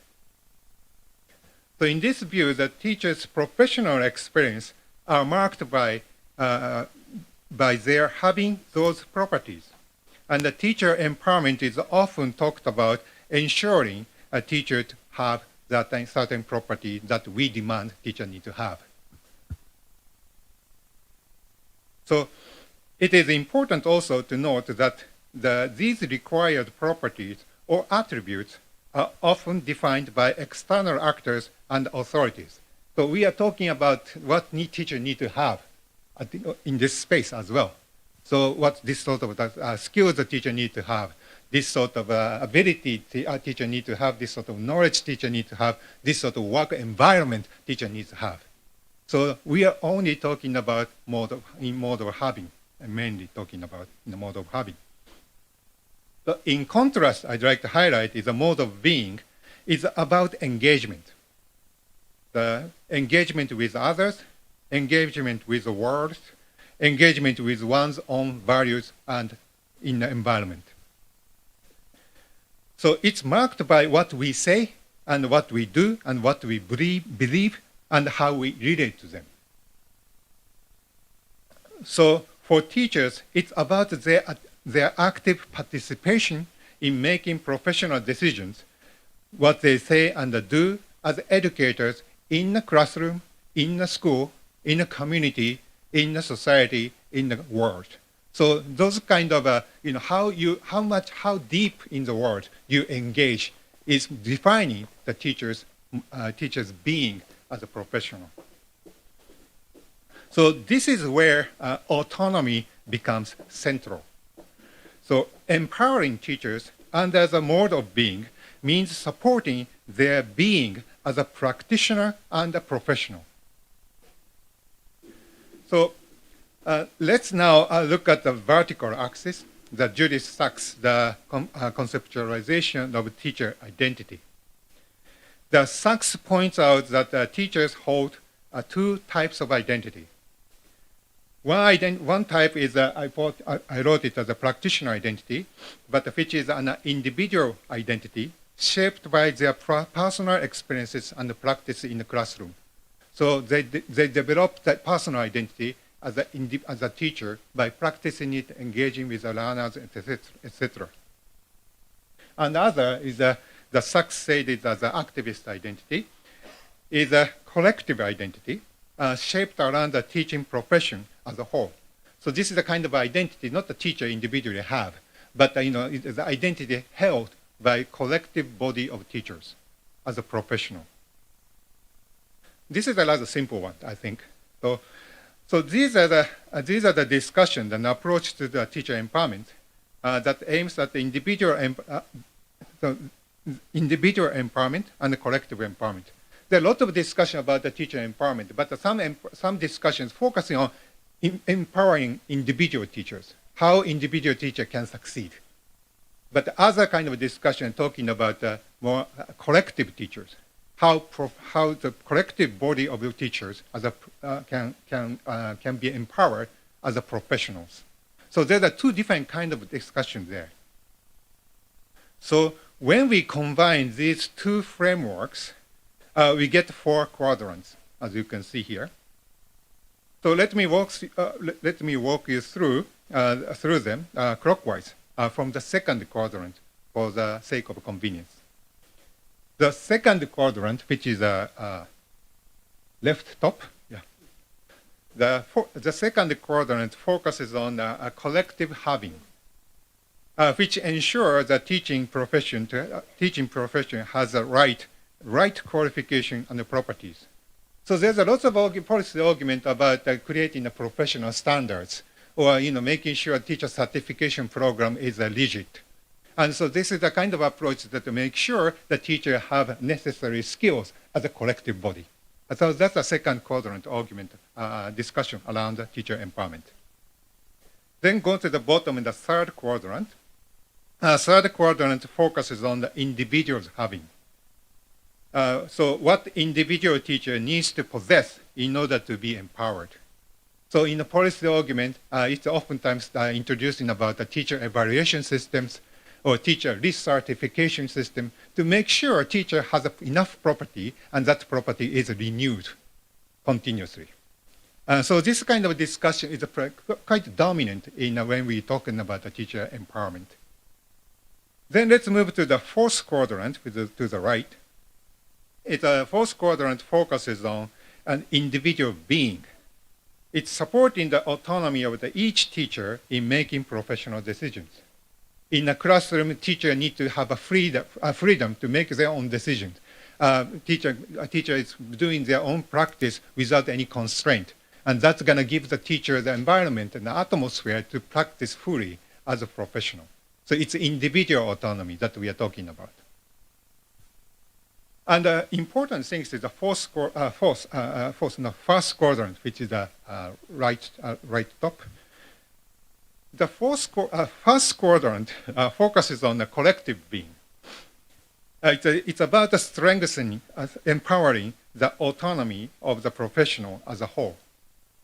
It's very important here to recognize that it's very different from the fourth quadrant. There's a big difference between fourth quadrant and the first quadrant. Both are stressing the importance of teacher autonomy.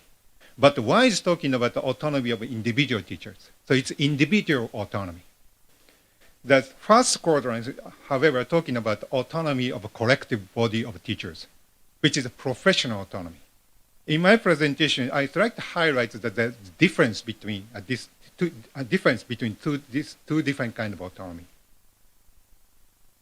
So this model actually helps us understand the diversity and the complexity of empowerment discourse.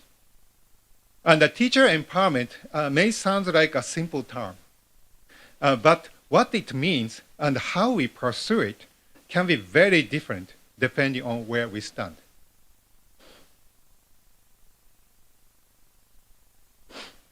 So with this model in mind, we look at the trends in research on professional development and learning, using the data from the ERIC database, ERIC database. So there's an interest in the professional development and learning grew in the mid-1990s. And before 1990s, there's not much research available. It doesn't mean there's no interest about the teacher learning. There are there are research focusing on the teacher learning, but most of those focus were on in-service training and education. It was not called professional development or professional learning. So this means that the teachers still enjoyed the sense of professionalism and engaged in learning accordingly before mid-1990s. They were professionals, and they were engaging in learning as professionals. But it's changed in the mid-1990s. This is the main point here. So with the rise of international benchmarking and education reform, like a PISA, right? The policy-driven expectations increased, and the demand for high-quality teachers to intensify to implement the policy in the classroom. Teachers were removed from their professional status, and they suddenly become a teaching workforce needing to get professionalized. And this is why the professional development and professional learning it becomes a center of attention in the mid-1990s and still increasing still today.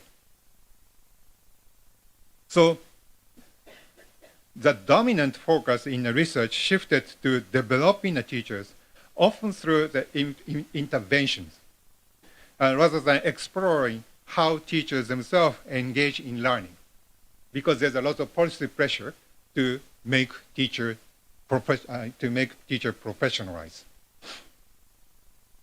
This is also confirmed, can be also confirmed by the analysis of the abstract. I use the text mining to analyze the abstracts of those papers. Also confirms that most studies employ the mode of having, what kind of skills teacher needs, etc. And there's a very limited attention to teacher autonomy and agency.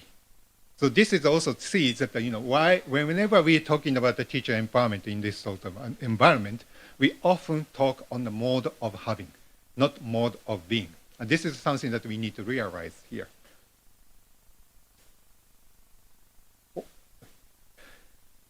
But yet still that we now recognize that the teacher autonomy is essential.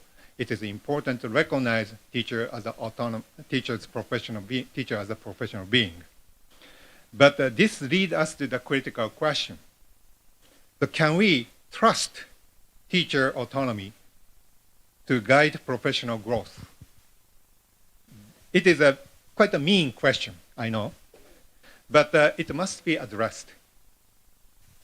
So in order to explore this question, I conducted a survey to examine how teachers themselves understand professional learning means and the learning is. And so let me now turn to the survey and share what we found. And here is a survey that we developed. So we adapted the Hennessy-Hicks training needs analysis, which was originally developed for the medical care profession, and then created what we call the teacher training needs analysis. We call it the TTNA. I don't go in detail about this survey because we are going to present about this one in detail in European Education Research Association this summer. But basically, we ask the teacher to rate that the importance of different areas of professional learning. And then we also ask their confidence in those areas. And so by analyzing the gap between those two measures, we can identify potential areas where support and training might be needed. So this is one of the results, key findings from our survey. The first graph, this graph shows that the scores teachers gave to the importance of professional learning across different career stages. So what we see here is a consistent decline in how teachers value learning as they gain experiences. More experience they gain, they feel the learning is less important. So however, there is a noticeable exception. The teachers who move into management positions show a significant jump in their scores. This pattern suggests that a teacher may not be identifying professional learning needs based on experience itself. Instead, their teachers may see learning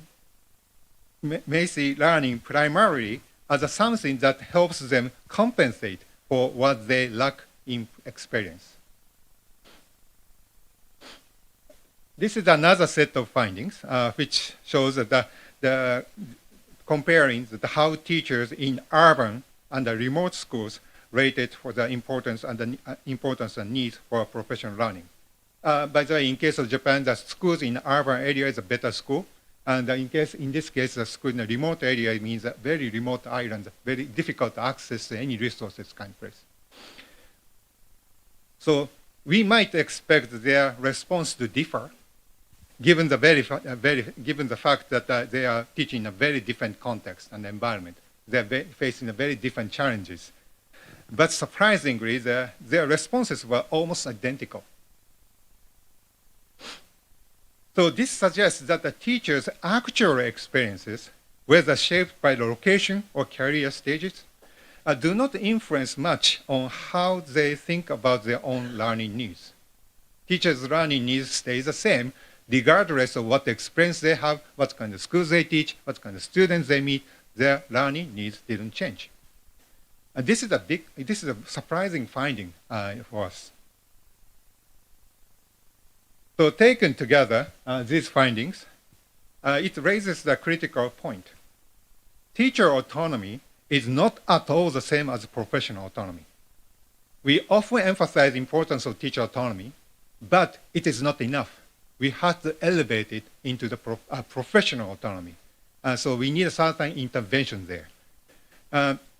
Teacher may have the freedom to choose how they learn, but that doesn't mean they are shaping their learning in ways that are grounded in a professional judgment or expertise. So we also explored this from a qualitative viewpoint. When we analyzed the teachers' written responses about the 3 key areas of professional learning, we found that the teachers who are not in a management position gave very similar answers. Regardless of how many years of experience they had, their answer pretty much stays the same. From the new entrant to veteran teachers, they are pretty much writing the same things. Only difference was the people who are in the management. So this again reinforces the idea that the experience may shape the teacher's individual needs, but it does not shape professional learning needs unless teachers are actively engaged in reflecting on their practice.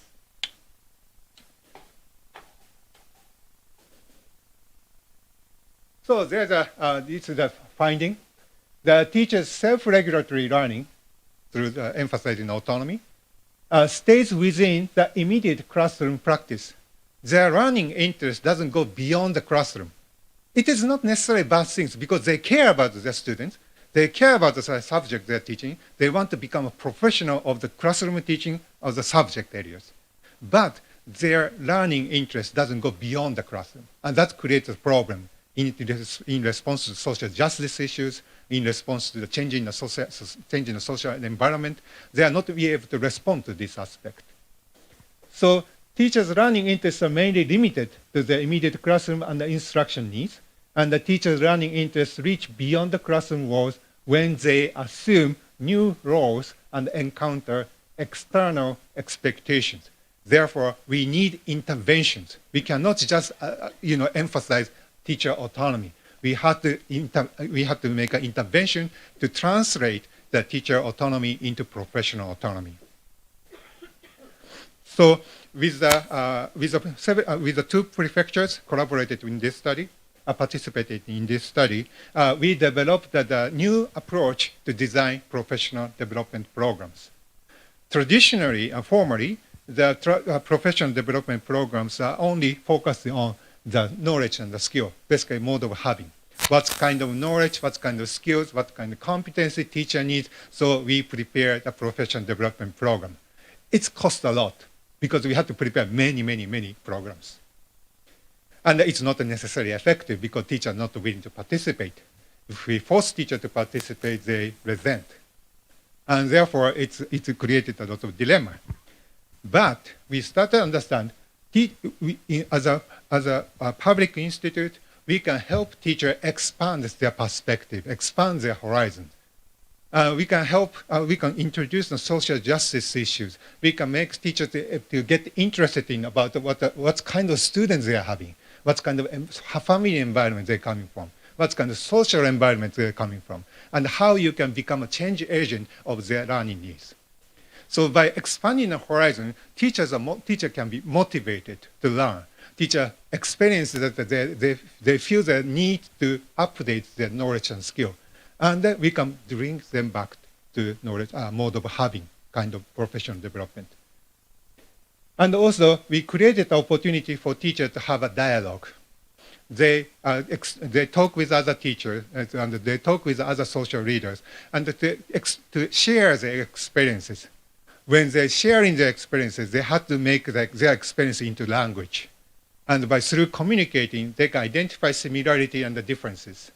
And when you identify the similarity and the differences, we try to identify why certain differences comes as the differences. In this way, they can deepen their experience, deepen the meaning of their experience, and also expand the perspective beyond oneself. So this by emphasizing the emphasizing a professional development program offered by public or offered by government, to focus on the mode of being, expanding the horizons, deepening the interest. And that creating the motivation to teacher to gain more skills and knowledge that is missing, of which they identify it's the missing. So this is a very constructive approach, and we are now doing a piloting since last year, and we are still in progress, but this is a kind of game changer, we believe, when we're talking about the teacher professional learning needs. And if you're interested, you can just download the presentation slide in the middle, so you can get all others. And thank you very much for your attention.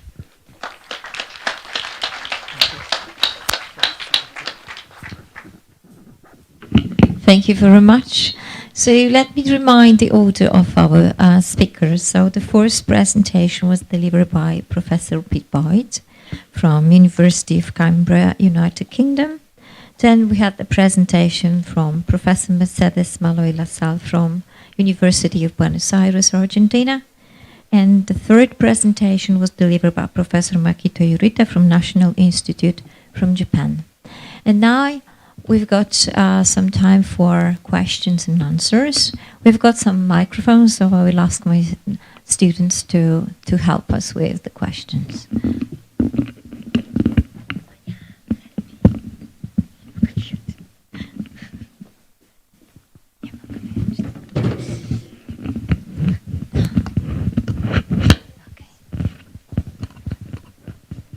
So we can ask questions in English and in Polish, because if we've got a question in Polish, then we can have the immediate translation, and our guests will hear the English version, I guess.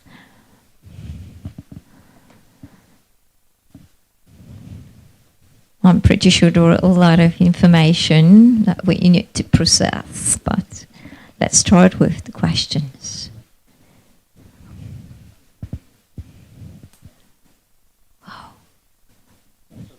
Oh, yes, of course.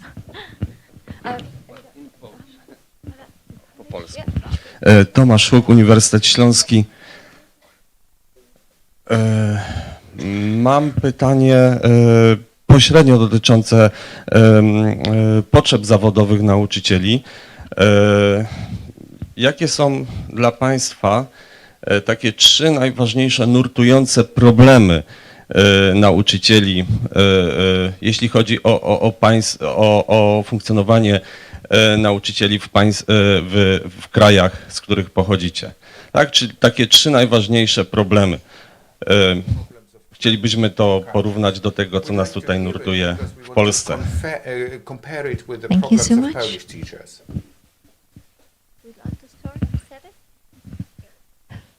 Thank you for the question. Yes, the first is systemic problem connected with the lack of recognition inside the legal frameworks of early childhood education and care. It is fragmented, as I said, and we have huge problems of governance. Even the unions are not interested in the early years teachers, and nowadays I have been working with Education International, that is an organization that meets all the unions of the world, and they are trying to focus nowadays in the special problematic of that. This is one thing. The other issue is about, I love the presentation of Makito that said that it is different from having to being, and this is correct, because we need to cross these things.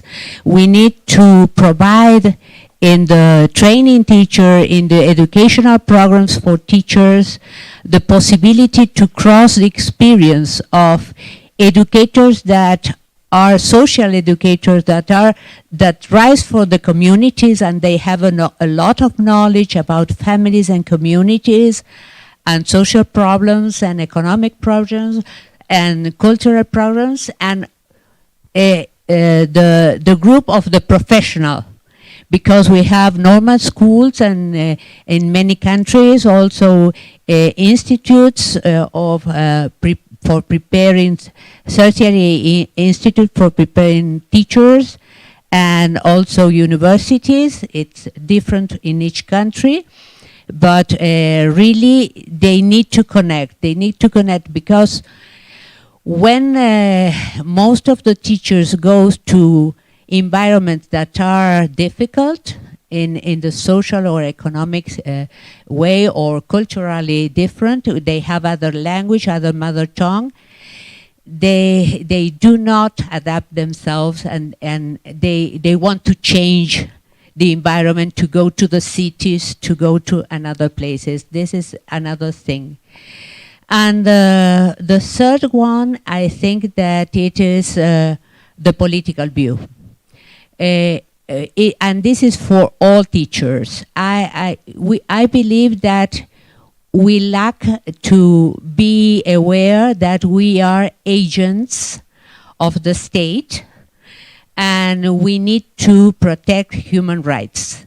And the human rights of children are the most important. We need to be aware that participation, play, activity, the cultural environment of the child, the families are very important, and they should be integrated in the process of learning.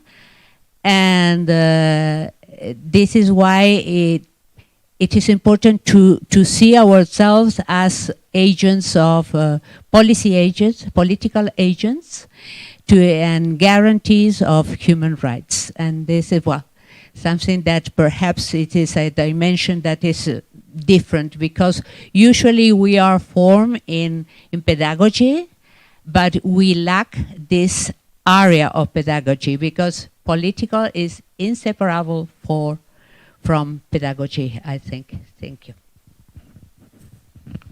Okay, thank you for your question. I think it was three things that teachers are dealing with. So in England or in the United Kingdom. One thing, which is connected to my presentation, is that teachers are having to deal with bureaucratic, top-down evaluation. It's mainly collecting data. It even interferes with their pedagogy because they have to use tests that they don't agree with and so on. So they're overwhelmed by it. And part of it is to judge children, and part of it is to judge the teachers, and it's ridiculous. And we call this the instrumental motivation of teachers, and it's failing, and they're really annoyed by it. People leave because of it, and so on. So this is the first thing. Second thing, unfortunately, maybe 15 years ago, we had some difficulties in the ministry and interfering, and they created a content-heavy curriculum. I mean, it is ridiculous at times, okay?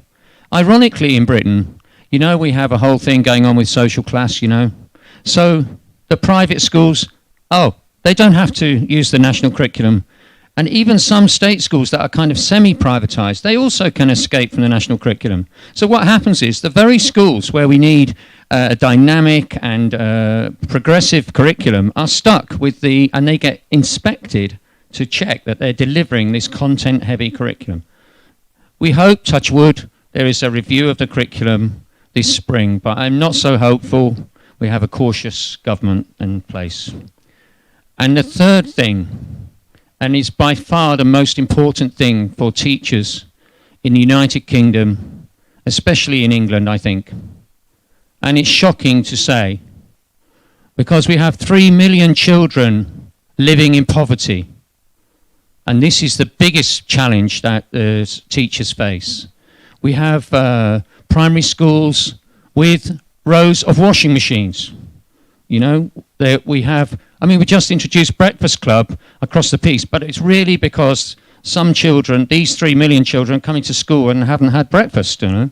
So we have a massive problem with poverty, even in, say, I don't know, in the top, one of the countries in the top 10 richest countries in the world, which is really shocking. And if anything, the inequality is growing, and teachers are at the front line, especially, I would say, primary head teachers are at the front line of trying to be a social worker as well as an educator and so on. So that was my 3 things. It's a bit grim, but let's see what happens in Japan. I'm coming the last, so I should be able to talk better. But I'm not a really good storyteller, so let me try to be concise about it. In Japan, I don't think that I don't think there's much problems teachers are facing. Other people may say differently. The same kind of issue we are experiencing. Of course, the teachers are more bureaucratic, busy in the bureaucratic work. Teachers become instrumentalized for enforcing the policy, don't have a time, low pay, everything. But I think those are the only superficial problems, the problem that surface on above the water. I think the fundamental issue is that teachers have no guts at this point. I'm a political philosophy person, so I usually think in a bit of differently. Because the bureaucracy coming into the school, the student evaluation coming to the school, data-centered education coming to the school, but the teacher follow to those orders. They didn't stand up for the students. They didn't stand up for the future. They didn't stand up for the community. So they have they don't fight for the cause. The main reason, and that's why they usually obey to whatever the things coming to them. Everything top down, they obey. And when they obey, some people try to resist, but they resist independently and individually. They do not create a solidarity because they don't trust each other anymore. That is not only in this in a school, but also as a society and for the whole world. We don't trust each other anymore. Right now, I don't think anybody's going to say, but there are some president in one country is doing a lot of interesting things, and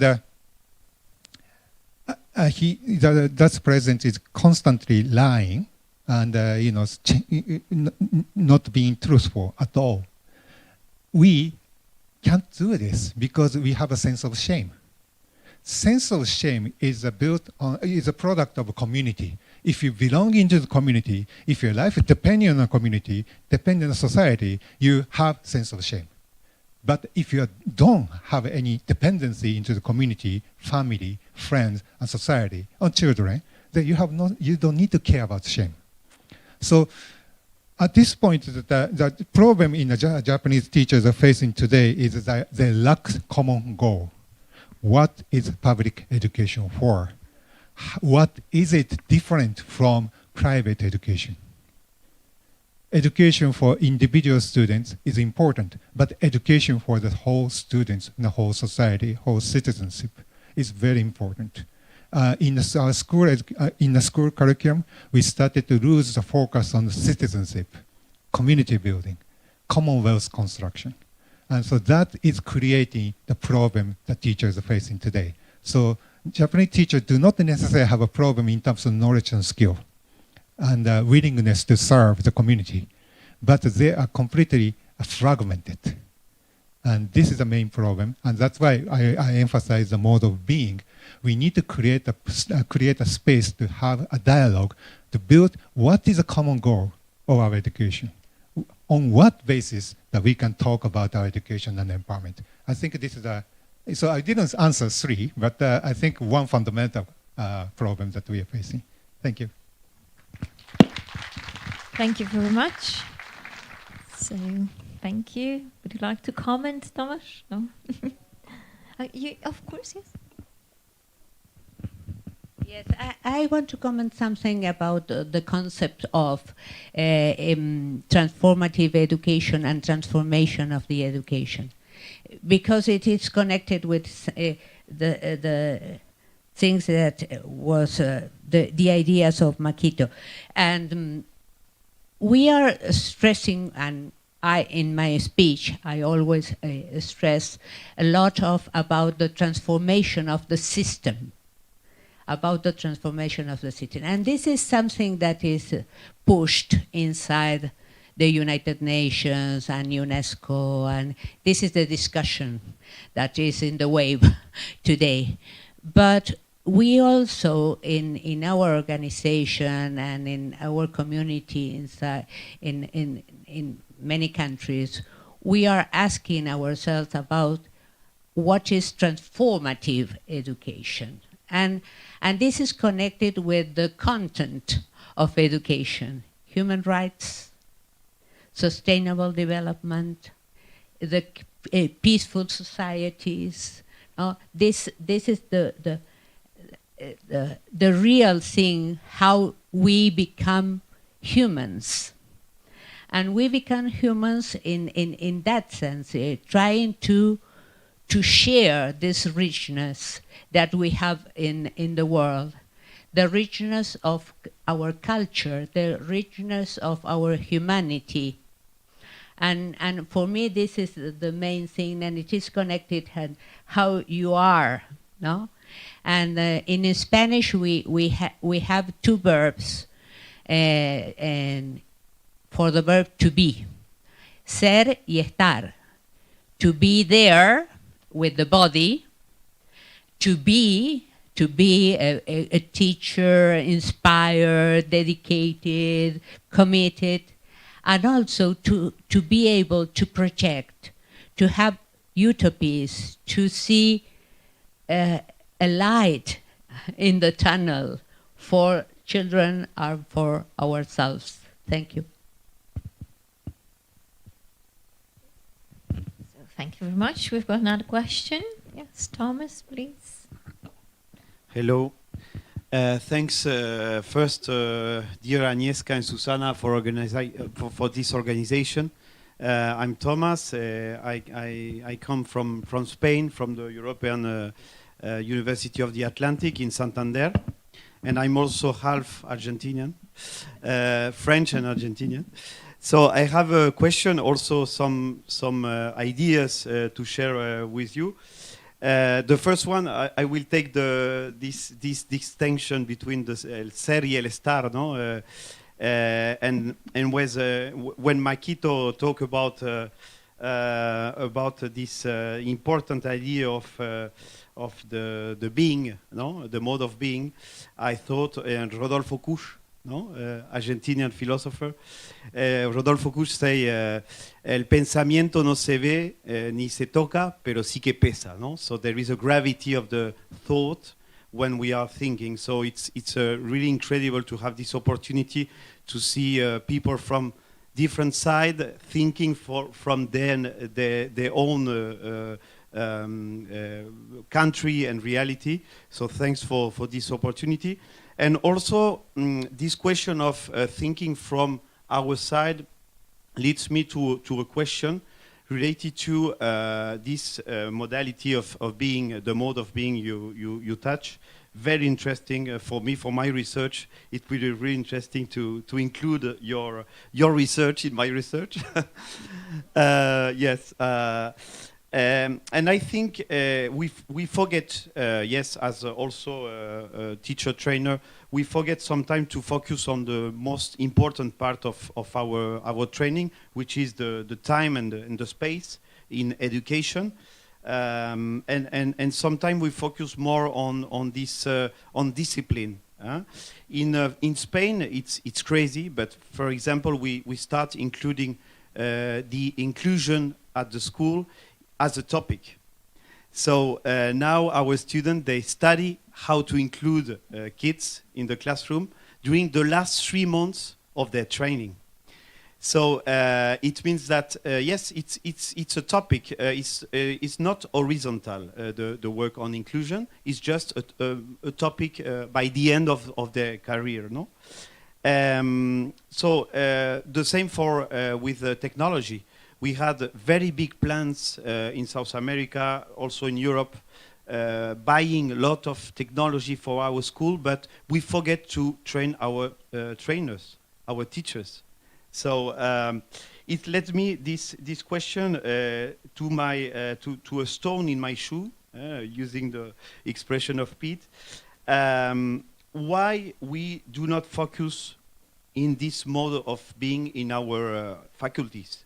Because this discourse, this reflection, they are not new. We had this reflection since a lot of years. We have philosophy of education talking about that. So why are we not focusing on this mode of being instead of this mode of having? Because to give a title and to give a diploma, it's okay. It's not just our work. We need to focus more on this mode. Thomas, is it a question to all of our speakers, or are you going to direct it? Okay. So who would like to start? Maybe now you will be the first. Okay. Thank you for the compliment, and I really like. I come here to physically, hoping that we can talk on the hallway and outside, and also to be able to have a more collaboration. I don't really need a funding, and so I can collaborate easily. So I'm looking forward to opportunity. But the question about the mode of having is why is to focus on the mode of having. When I was thinking similar things, when I was thinking hearing the Pete's speech about teacher inquiry, I was thinking that if teacher can inquire, that they start to enjoy, and it becomes their being. Inquiry becomes teacher's being, and that's going to be a very successful model. But as you say, teachers are having a limited time. Oftentimes, it's easier to follow the orders and think their own leg. So that what the state and the institution tend to think is that, making into the topic, making the action into the property. So teacher studied about inquiry skill as a property, and we can, by doing that one, we can measure whether they attain the property or the quality of the property. So it's in some sense that it comes both ways. So it's a mentality. It's basically the culture that we have to create. Mode of being is culture. What kind of a professional culture, what kind of teacher culture we want to create. And whenever we try to implement something, inquiry or research or whatever the things, we always have to think about how we can develop the culture of that instead of developing the skill of that. So this is a major paradigm shift in our way of thinking. Professional development to create a culture. And that is a kind of a perspective often missing because it's difficult to measure the culture. But it is important, I think. Okay, thank you for your question. It raises lots of ideas, but I'll share a few. I mean, I really like Gert Biester's Good Education in an Age of Measurement and the related papers about the purposes of education. And for example, in socialization, there are three purposes, or three domains of purpose, I should say. But in the socialization one, there is citizenship as well as employability. But in England, we've forgotten that. And then he introduces a third domain, which is called subjectification, the development of an individual as a unique human being. So I think it made me think, well, teaching is a collaborative endeavor, right? And that's how it should be seen by our teachers, and maybe sometimes it's not. So they have that individualism. So a teacher should be able to develop as a unique, I'm using it in a layered way now, so the teacher in teacher education and learning should be able to develop as a unique human being and as a self-regulated learner, but they also need to be a citizen of the school, right? They need to be engaging with their colleagues in collaborative inquiry. And so I'm a bit cautious, say, to borrow from something called self-study, which I'm, as long as it's collaborative, well, it's kind of contradiction in term, collaborative self-study. It's a bit strange. So that's one idea that I think Biester's purposes of education apply in teacher education as well as in school education, if you like. And the only other thing perhaps we should say is that I do agree that I don't mind using the term instructional leadership, which is really from America, which it means a focus on teaching, learning and assessment by school managers, so that so that should be a collaborative or collective instructional leadership by the teachers working together, but it is also cultural leadership, and that's probably where the school managers have to contribute. They need to develop a culture which Hodgkinson would call an expansive workplace learning environment, a place where inquiry is driving, and that is bottom up, that is teachers' collaborative inquiry is leading the school and making the curriculum. And you can cope with external policies and things and requirements from government and so on, but you engage with those just like you would engage with anything. And so you're leading the school together in a collective way. And that would be my vision, and we have got schools in England who are doing that. And sometimes I despair when I hear about school managers who perhaps they should just stop at the airport and pick up a modern book on leadership. It can be pop psychology, I don't mind. But why do they still think there's this old-fashioned, they're using, Fordism instead of running Google or Apple? There's kind of still stuck in the past, and the schools are still recognisable in that way. And it comes through in social ways, like the teaching assistants will be the lowest people in the school in terms of status, below the pupils sometimes. It's crazy. So in many British schools, they're still stuck in Dickensian times. Maybe, I don't know what will take, maybe a rocket or something will change it, something drastic.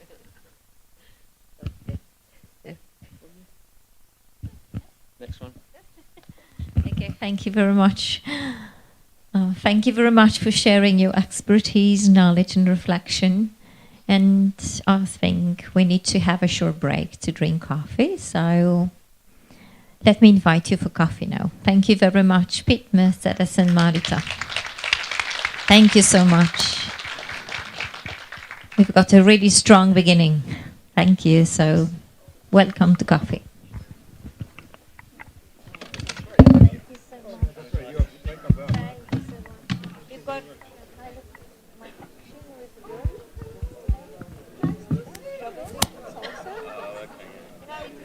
I was trying to take a selfie so that I could see your eyes. I think it was a good effort. Oh, thank you.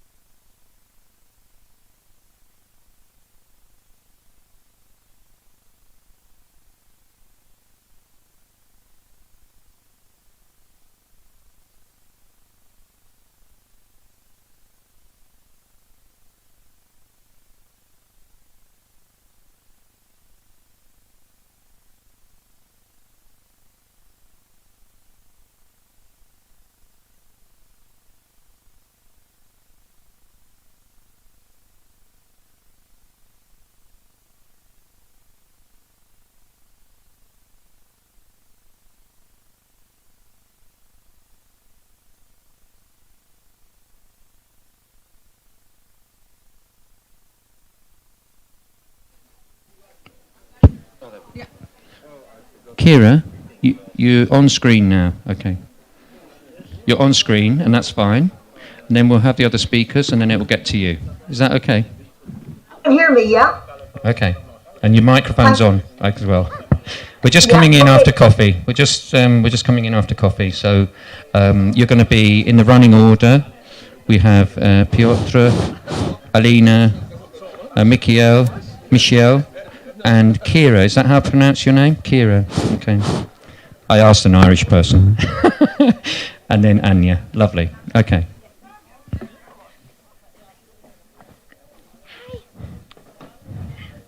And if during the rest of the discussion you want to answer or ask a question, you can just wave. Hold your hand up and we'll be watching. Okay.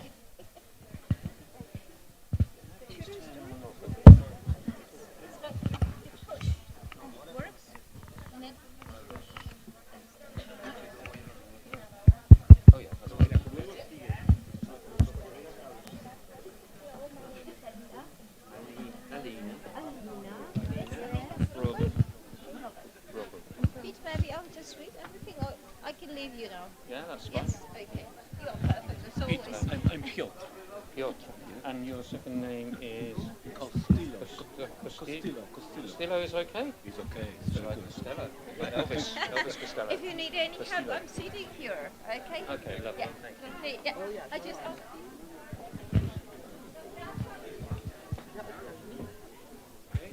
Yeah, so just over there. Yeah, sitting it makes it easy if you go in running order. You come on this end, and then we're in running order, I think. Piotr, Alina, then it's actually it's Michiel, and then Anya. Okay. Yeah. Good. And colleagues, when you're using these microphones, you have to go quite close. You should be able to. Okay. You should be able to hear yourself. If you can't hear yourself, then nobody else can. Hi. It's working. Hello. Oh yeah, of course we met. Yeah, of course I know you, but we met already. Alice. Hello. Thank you. Nice to meet you.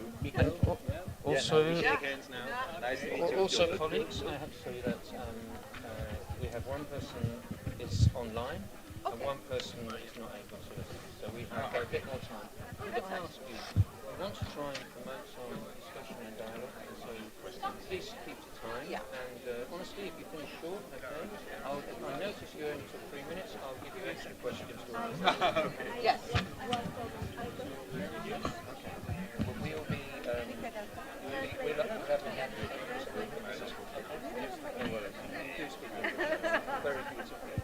I'll get my headphones.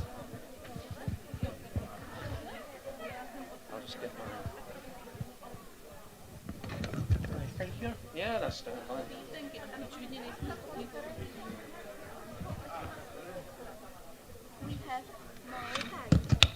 A little bit. I would like you to keep speaking to what you've prepared, because then we can have more time for discussion and questions. Okay?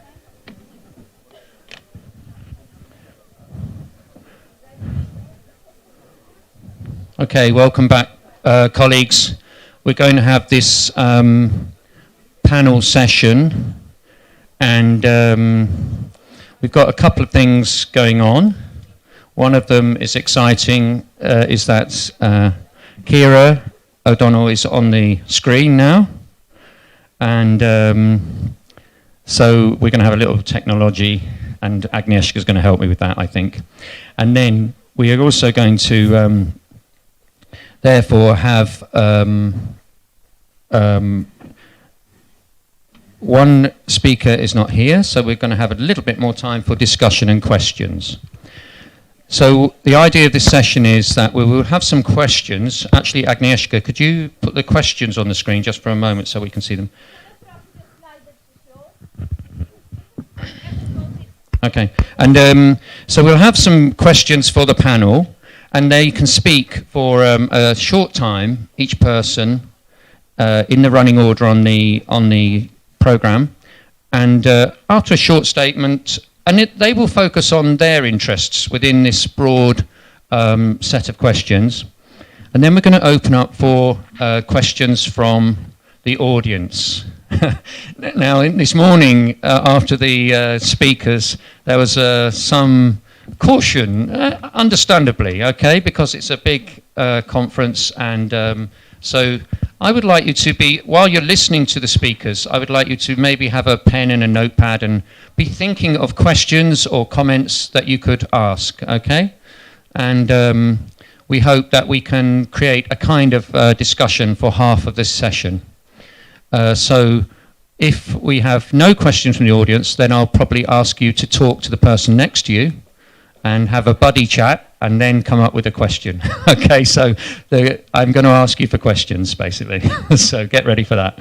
And if you can jot it down, usually that will, with a bit of editing, you can make a good question. And you can be very challenging. These are experienced colleagues, okay? So you can afford to ask tough questions of this audience, of this panel, sorry.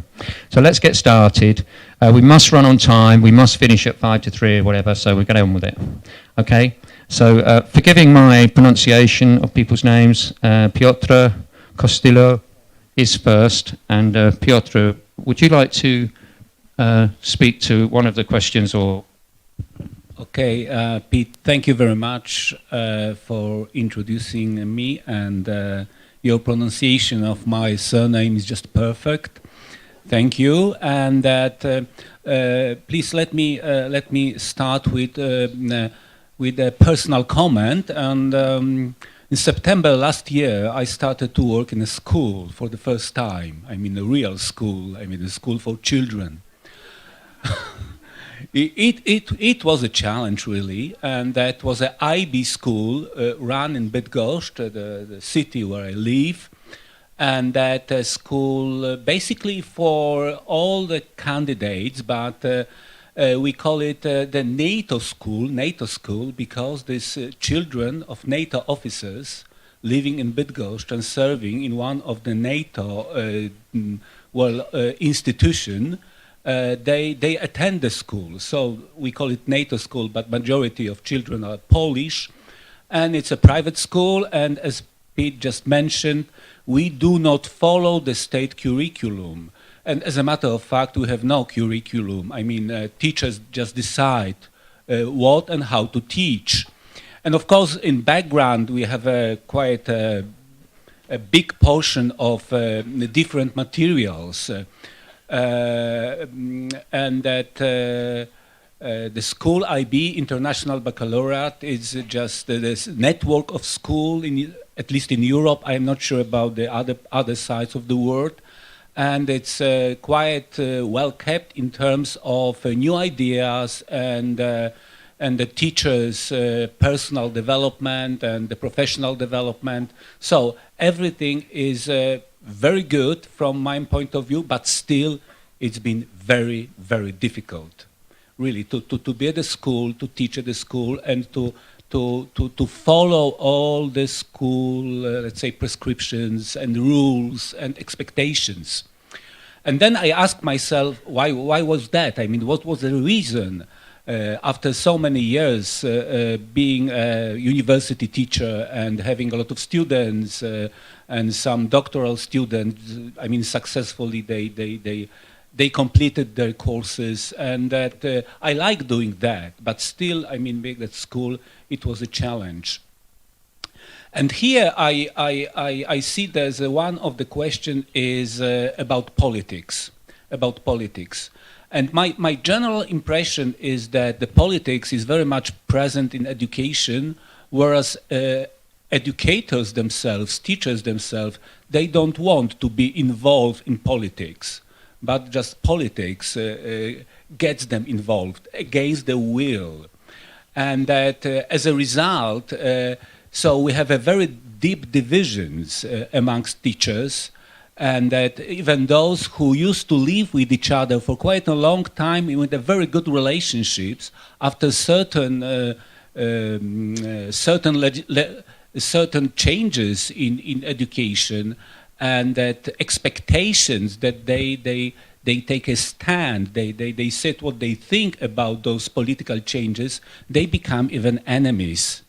I mean, at the same time, because they have different political orientations, they've got right to have different, political orientations, and that is one of the things that I presume may be so challenging and the reason of certain tensions among teachers, even in such a school like independent. Acting independently of the state regulations. That is very much amazing. And another point is that what I see is that in not only with the younger teachers, but with younger teachers particularly, is true that apart from politics, they treat school like any other employment place, and if we start classes at 8 o'clock, they come 2 or 3 minutes to 8, and when we finish, let's say at 1, they finish. They leave school at 2 or 3 minutes after 1 o'clock. It used to. We used to have a quite different arrangement, and the older teachers say, well, in our time, it was completely different. We all care for the school. We stayed all after classes. We were discussing about some issues, some students needing some assistance, help, and we were very innovative in that understanding of the word.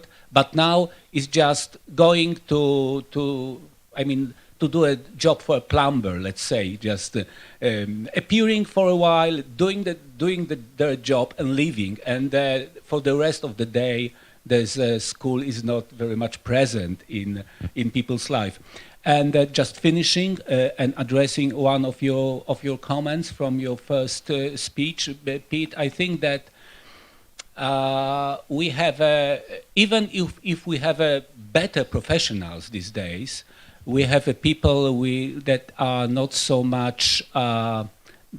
They don't feel a kind of vocation, and okay.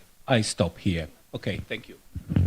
No, thank you very much. That's very interesting, I think. I think that, as I said in my work with Kevin Proudfoot, we found the vocation to teach was still surviving, but I'm not saying it was dominating. Okay, so that's an interesting opening statement. So I hope people have thought about questions they can ask Piotr, and we can move on now. We're going to have a short presentation from Alina Wrobel in Polish, and so if you have your headphones, you can get ready for. Just give us one moment. Thank you very much.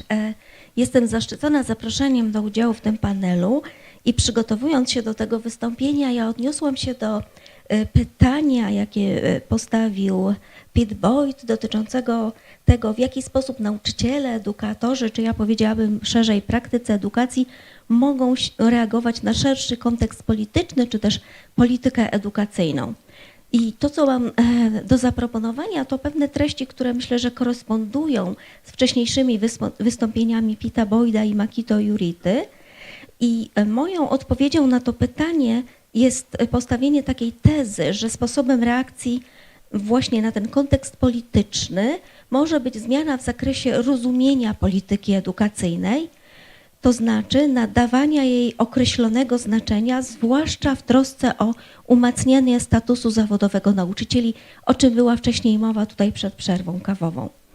Ja myślę, że przyjąć możemy, że może to być taka reakcja, która będzie polegała na upominaniu się o to, aby polityka edukacyjna była uprawiana jako polityka publiczna.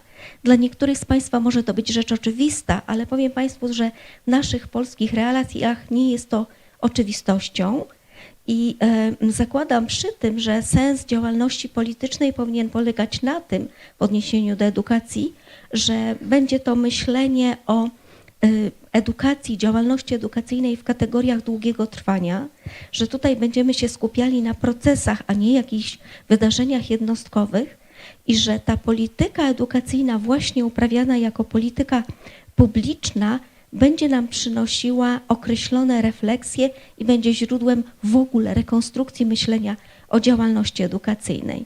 Ja się tutaj odwołuję do anglosaskich źródeł myślenia o politykach publicznych, ale także do dorobku polskich politologów. I zakładam, że taka polityka publiczna to jest właśnie troska o dobro wspólne.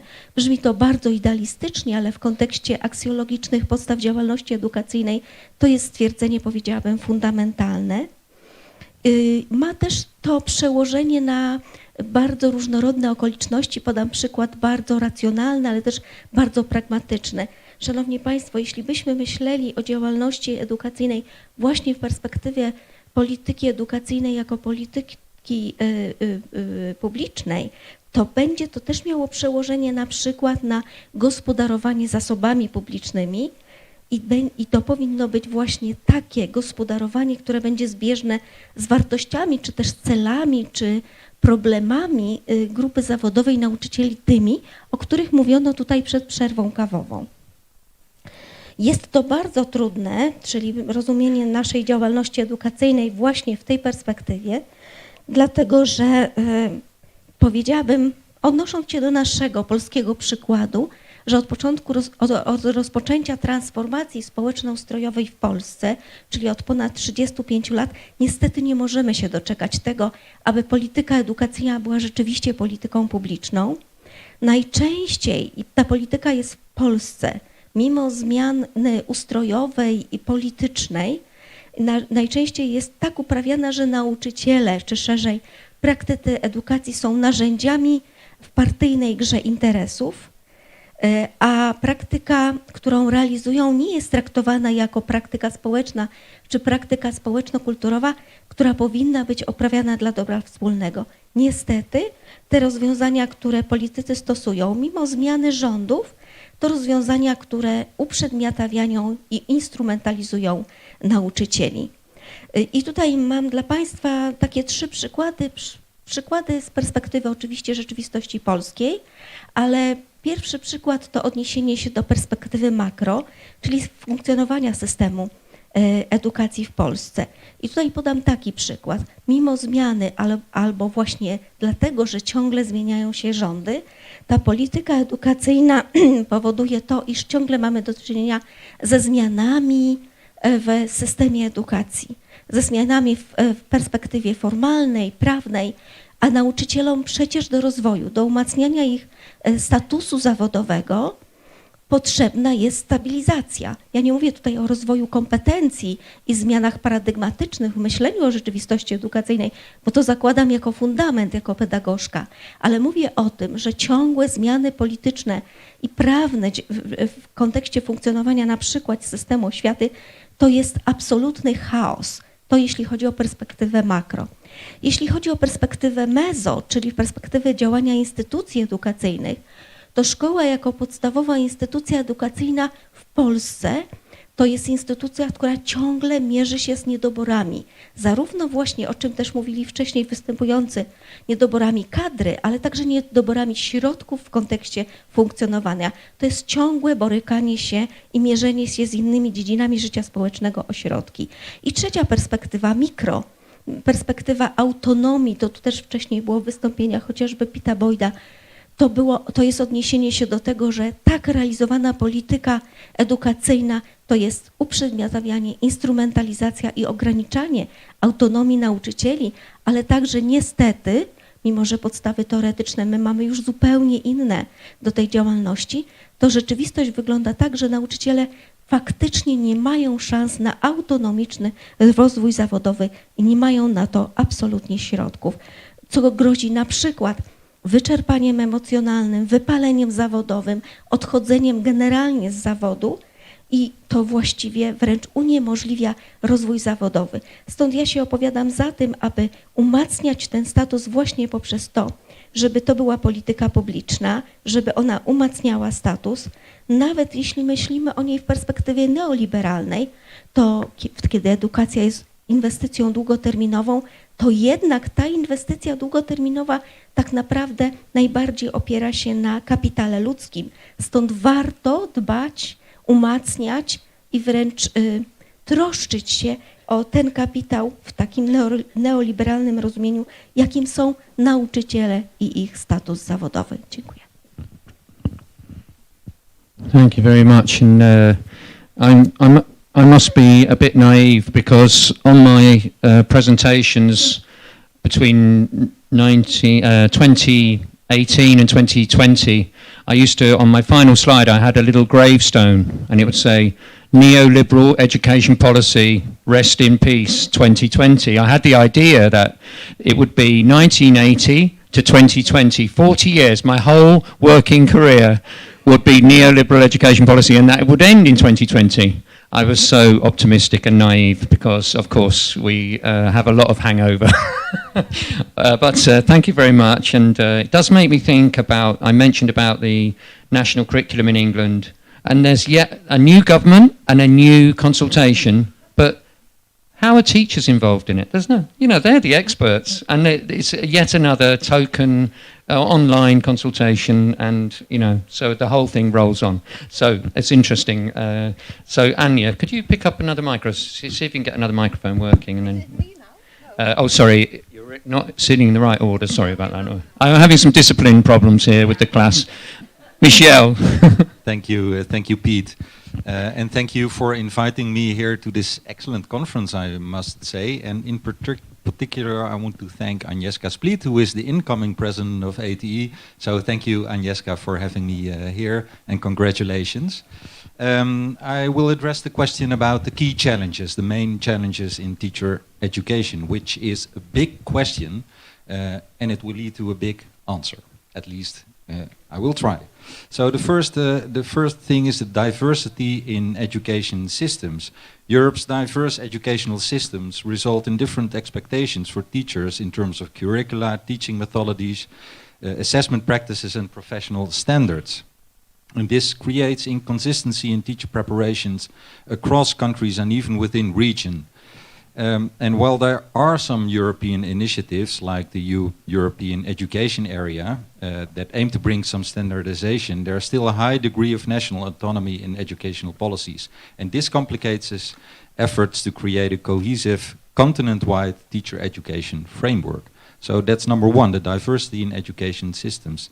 The second one is adapting to rapid educational change. The first, technological advancements. The rapid integration of technology into education presents a challenge for teacher educations because teachers need to be prepared to use digital tools effectively. Yet many teacher educating programs struggle to keep pace with all the developments. There's also a need to teach future teachers how to foster digital literacy in students and use technology for personalized learning. The second one here is changing student demographics, because schools across Europe are increasingly diverse in terms of language, culture, socioeconomic background. Pete was referring to that earlier during his keynote speech, and learning needs. Teacher education programs must prepare educators to handle this diversity effectively, yet many programs still follow a quite traditional models that do not fully address the complexities of multicultural and multilingual student populations. I will skip one, Pete, because of the time. The third one is the integration of theory and practice. Effective teacher education requires a balance between theoretical knowledge and practical experience. However, many programs in Europe struggle to provide sufficient opportunities for practical hands-on experience in classrooms. And in the classrooms, the real life is going on. The fourth theme and key challenge is teacher recruitment and retention. So first of all, the teacher shortages. In many European countries, the shortages in specific subjects, for example, STEM or special education, and regions, especially the rural areas, are a growing issue. And these shortages challenge the quality of teacher education, as there is a need to attract more candidates into the profession, often with fewer incentives or support, financial incentives also. Then we have teacher well-being and professional development. Teachers face increasing workload, stress and burnout, which may deter individuals from entering the profession or staying long-term. We're losing a lot of teachers in the first few years of their career. So we must address in the teacher education programs these challenges by not only preparing teachers with pedagogical skills, but also equipping them with strategies for self-care, resilience and professional growth. Then I'd like to address the key challenge of low status of the teaching profession, which I cannot understand, because being a teacher is who you are. So it's it has a high status as far as I'm concerned. The teaching profession has a lower societal status compared to other professions, and this undermines recruitment efforts and can affect the perceived value of teacher education programs. Then policy and funding constraints. So inadequate investment in teacher education. In some European countries, teacher education programs are underfunded. We have overcrowded classrooms, outdated resources, and insufficient support for both students and educators. So we need more financial investment. Then, the focus on short-term reforms. Governments and some politicians focus on short-term educational reforms. I will give you an example from the Dutch context. We have a problem with the basic skills in mathematics and language. And what politicians do is emphasize the fact that we need to make the change there. And it leads to more bureaucracy, more testing, more accountability, which I think is not a good thing. Then the professional identity and development. Shifting expectations of teachers. Teachers in Europe are increasingly expected to play multiple roles. So they need to become a mentor, a counselor, a community leader, a curriculum designer. And that all on top of their traditional teaching duties. So we need to adapt in teacher education to these multifaceted roles in the school environment. And then finally, because Pete is standing up, which one shall I take? This one. Balancing accountability and autonomy. While there is pressure for teacher education programs to meet specific standards and outcomes, overly rigid accountability managers can stifle innovation and flexibility in teacher preparation. So striking a balance between accountability and professional autonomy for educators and teacher educators is a challenge. Thank you. Okay, thank you very much, Michelle. And maybe we should have made you tell us all the good things that are happening. But you've got plenty of scope for questions there. And I mean, certainly things like teacher retention, teacher recruitment and retention. And the retention thing brings me back to Piotr's point. I wonder, you know, my son, he didn't get a CV till he was 25 years old, and now he's had 3 jobs in 3 years. He just treats it as a kind of, if he's not getting anything out of it, he moves on. So I wonder, maybe there is a generational thing going on. I don't know. Anyway, but thank you very much, and I'm sure people can raise some of those issues. So Kira, we now have Kira on screen, and if we could have, maybe we can have Kira on the full screen now and drop the slide. Is that possible?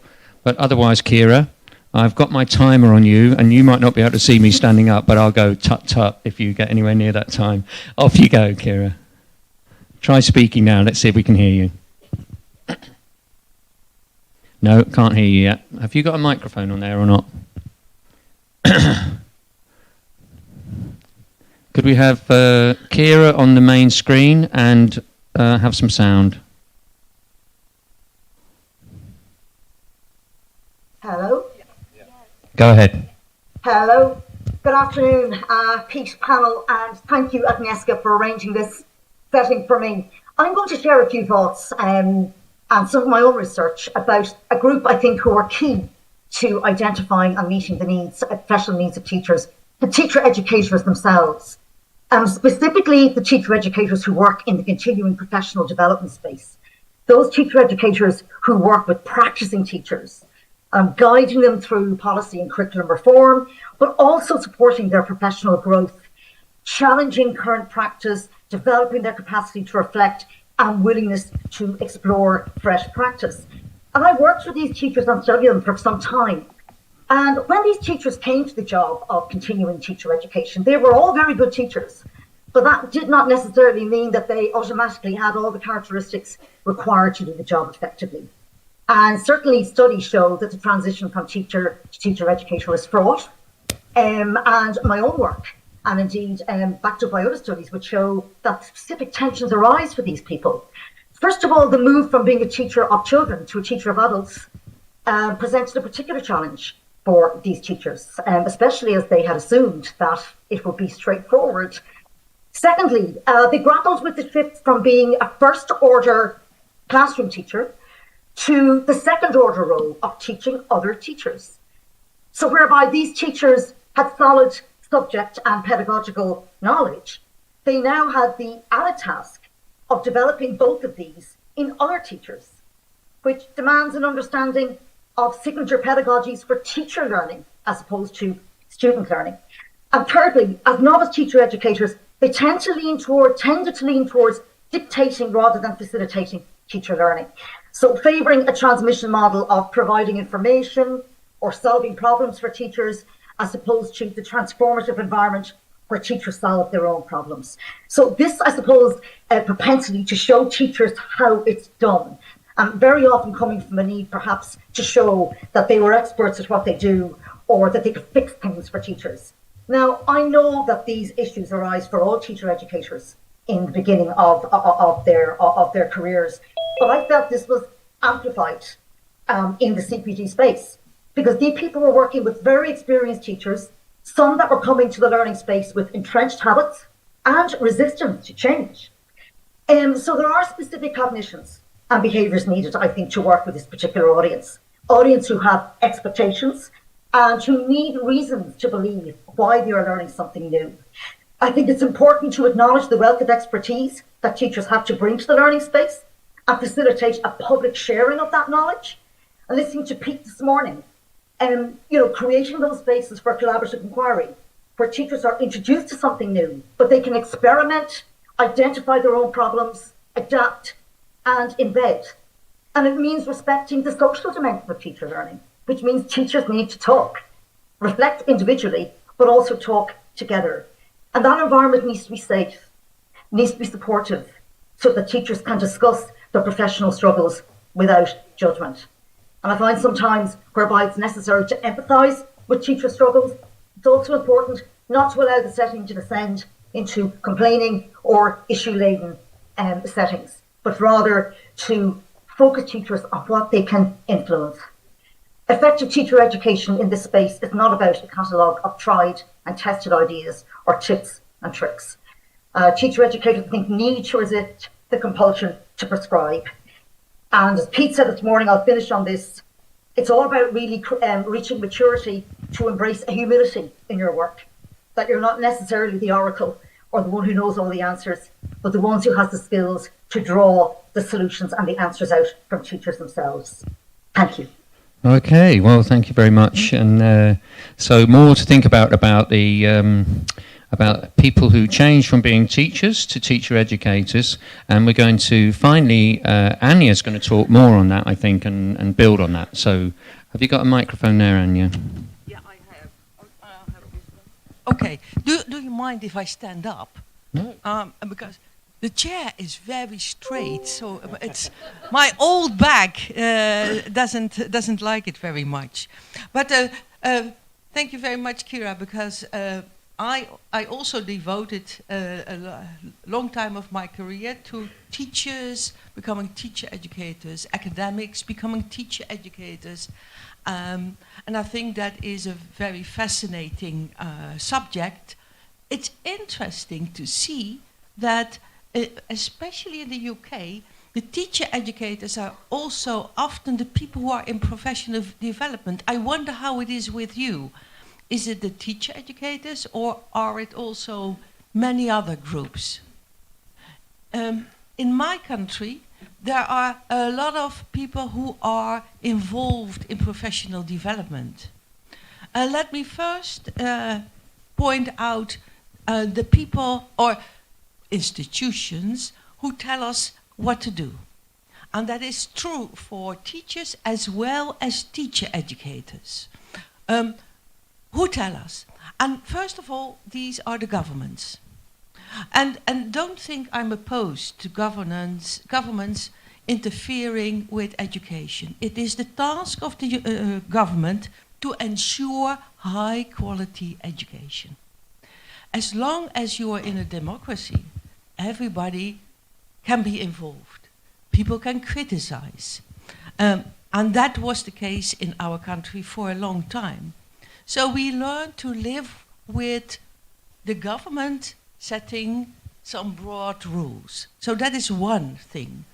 The other, and maybe there are people here, are you professors of education? Some of you are professors of education? Yeah, this is a very strange group in the Netherlands because they work at research universities. I'm not sure, do you work at research universities? And some teacher education. Yeah, with us that is also different. We have research universities and separate institutions like where Michiel works, and they educate the teachers, the practical ones. It's a big difference sometimes. Now we have some professors of education, and what they do, they invent new ways of teaching, sometimes very complicated. Yeah, do they do the same here? Yeah, and then they find schools and teachers and teacher educators, and they say, oh, could you, it's a project, you know, it's paid for, could you do this project for me? When the project money runs out, it stops. Yeah, nobody does it because it's too complicated. Now, what I always ask, and then I come back to Kira, what I always ask, as they are all teachers, they're professors at the university, they have to teach. Do you use your own system in your own classes? And I hear some laughter. They never do. They never do. And what do they say? That's totally different. But it isn't. It isn't. Because if you want to be convincing in your professional development for teachers, at least try to use your own principles. And that is not easy. I try it in my class. It's very difficult. Pete and I did some work, many years ago on modeling. Very difficult. But if you don't do it, you're not trustworthy.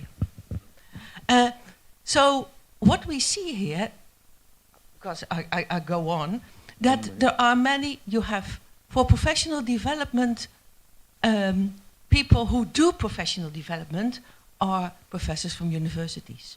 They are teacher educators who educate teachers. But also, we have special institutes, pedagogical institutes. Do you have that?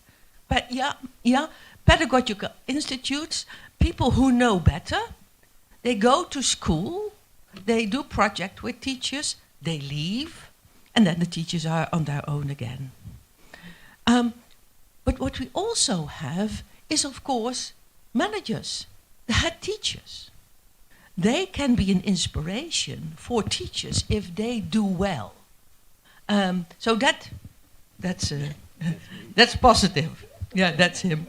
Yeah, but that's another party that is very important, because head teachers also give the possibilities to do work. But what I also heard with Makito, what is very important is the dialogue among teachers. There isn't anybody so important for change, whatever change, as the teachers and the dialogue. So I think that is one thing we should, and I thought about it before you talked, so we have the same opinion. The best thing is to involve teachers as much as you can, and that is so easy to say. It's so easy to say, but very difficult to implement. But I think, Peter, I have to stop. Oh, I could go on forever, you know that. I could. But if there is one thing I hope you take from this conference, is that if it comes to professional development, you give more agency, but also more dialogue, more chance for teachers to talk to each other. May I have one last sentence? One last sentence, yeah. That's it. Because if I'm very sure, if we arranged groups here, like say 10 people each, and we say, go off and talk to each other about your work, you could be busy all afternoon and said, I've learned so much. Okay, thank you very much. And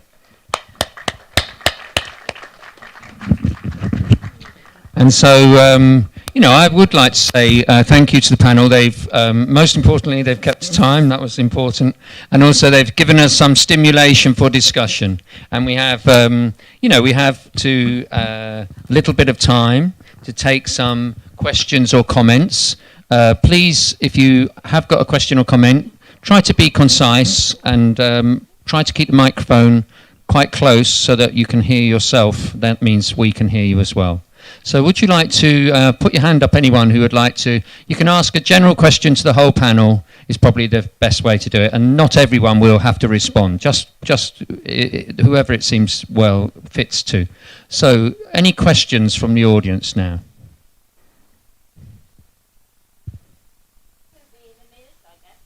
No, it's okay, we have one. Thank you, sir.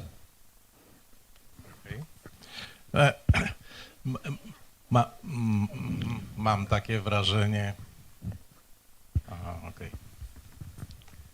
mam takie wrażenie, że rozmawiamy o nauczycielu i jednak jako o takiej, powiedziałbym, wysublimowanej istocie, która nie podlega pewnym barierom, pewnym granicom, pewnym powinnościom, które są im narzucane wbrew ich kapitałowi kulturowemu. Więc moje pytanie jest takie, jak długo jeszcze będziemy utrzymywali debatę na temat nauczycieli, którzy, tak jak pisał Michel Foucault, prawda, oni mają w gruncie rzeczy pracować w panoptykonie, prawda, czyli szkoła jako więzienie, że jednak ciągle mamy taką tendencję do zamykania w klatkach, czyli szkoła jest offline, a dzieci są online, tak? I to jest to, o czym tutaj kolega mówił z Holandii, prawda, że jednak musimy w końcu zlikwidować system klasowo-lekcyjny. To już nie jest XVII wiek. Ta młodzież wymaga konstruktywistycznej edukacji, wymaga rzeczywiście partycypacji także w projektowaniu ich drogi uczenia się. Więc to nie może być tak, że będziemy konstruktywizm zamykać ciągle w więzieniu, bo to jest nieefektywne. Okay. So, colleagues, which member of panel would like to respond? Alina, would you like to respond? Thank you. Dziękuję bardzo. Oczywiście jak najbardziej podpisuję się pod słowami pana profesora. Dodam tylko państwu, że pan profesor Bogusław Śliwerski, który jest w Polsce od początku lat 90. XX wieku osobą, która wprowadziła w naszą rzeczywistość edukacyjną tak zwaną edukację alternatywną, edukację demokratyczną, innowacyjną. Ale to jest jednak cały czas nisza. I rzeczywiście, mimo iż w naukach pedagogicznych, czyli w tym środowisku akademickim, my znamy już podstawy, tu przypomniał pan profesor Michela Foucault, znamy podstawy, czy to konstruktywizmu, czy też w nowoczesnej myśli filozoficznej, to absolutnie nie ma to przełożenia na praktykę edukacji. Niestety, tak? Czyli ta relacja istniejąca między rzeczywistością edukacyjną a światem akademickim, to o czym mówiła Anna, dobrze powiedział, Anna, tak? Ania? Ta relacja praktycy edukacji, a świat akademicki, to niestety często jest zbyt słaba relacja. Jeśli mogę tylko odnieść się, jestem przy głosie do tego, bo to nawiązuje też do słów pana profesora, tak naprawdę to o to powinno nam chodzić, nam akademikom. Ja pracuję w Uniwersytecie Łódzkim, uczelnia akademicka, nie szkoła wyższa. Ale niewątpliwie kształcąc przyszłych praktyków edukacji na kierunkach ogólnoakademickich zakładamy, że ta wiedza teoretyczna, która jest jak najbardziej powszechna w uczelniach uniwersyteckich, to ma być dla nich fundament myślenia o tym, jak powinienem realizować praktykę edukacyjną, z czego korzystać, o czym tu mówił kolega. Czyli to jest ciągłe nadążanie za zmianą, która dzieje się technologicznie na przykład. Ona jest dużo szybsza niż ta zmiana, która dzieje się w praktyce edukacyjnej, ale niewątpliwie mogę powiedzieć, że my nie mamy, my jako akademicy, mówiąc to w łódzkiej szkole akademickiej, pedagogicznej, nie mamy wątpliwości co do tego, że te światy powinny się jak najbardziej zbliżyć, teoria i praktyka. A ponieważ ja rozumiem rozwój zawodowy nauczycieli procesualnie, to zakładam także, że to jest ciągła zmiana. I jeżeli ma ona nastąpić, należy się także odnieść do tego, że ta praktyka edukacyjna może być na przykład zmieniana poprzez to, że angażujemy nauczycieli, nie wiem, w projekty wdrożeniowe, w badania w działaniu, o czym była wcześniej mowa, i że to jest dla nich impuls do ich osobistego, autonomicznego rozwoju. Niewątpliwie podstawy teoretyczne są, tylko teraz jak połączyć teorię z praktyką, żeby nie były to dwa oddzielne światy. Dziękuję. Okay, thank you very much, Michelle. Have you got a microphone there, or do you have this one? Whoops. Thank you for the great question, Professor, and thank you for your comment. And I will give a small example from my own practice. So I work in a University of Applied Sciences. That's what we call the typical, more practice-based university. And we have so-called hybrid teacher educators. And a hybrid teacher educator bridges this gap between theory and practice, because 2-3 days a week this hybrid teacher educator works at the university, and 1 or 2 days a week he or she works in the classroom. So this means that every single day they can bridge this gap between what's going on in the schools and the learning of the students. So I think it works quite well. Yeah, well, I think that I've got problems with the metaphor of the gap, and those of you who know me well will understand that. But yeah, I think I'm a very sort of concrete sort of person, and I mentioned in my speech about philosophy for children, which is a big curriculum movement in British primary schools in particular, where children of a young age are dealing with big societal issues in the classroom. And when I see that happening, when it's really done well, it's really impressive. And these are 6- and 7-year-olds who are doing that. So I sort of think maybe philosophy for student teachers, but there we are. Okay, and a couple more comments on this one. Alina, did you want to just comment briefly?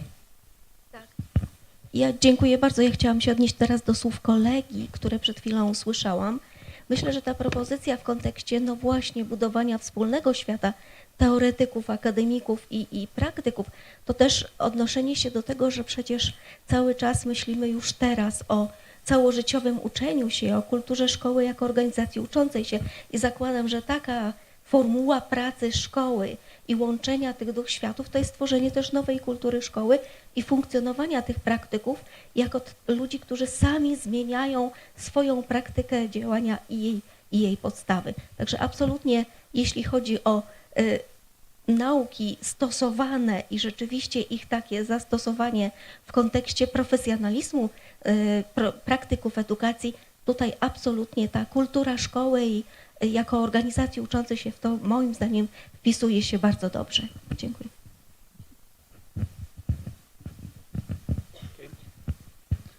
Thank you.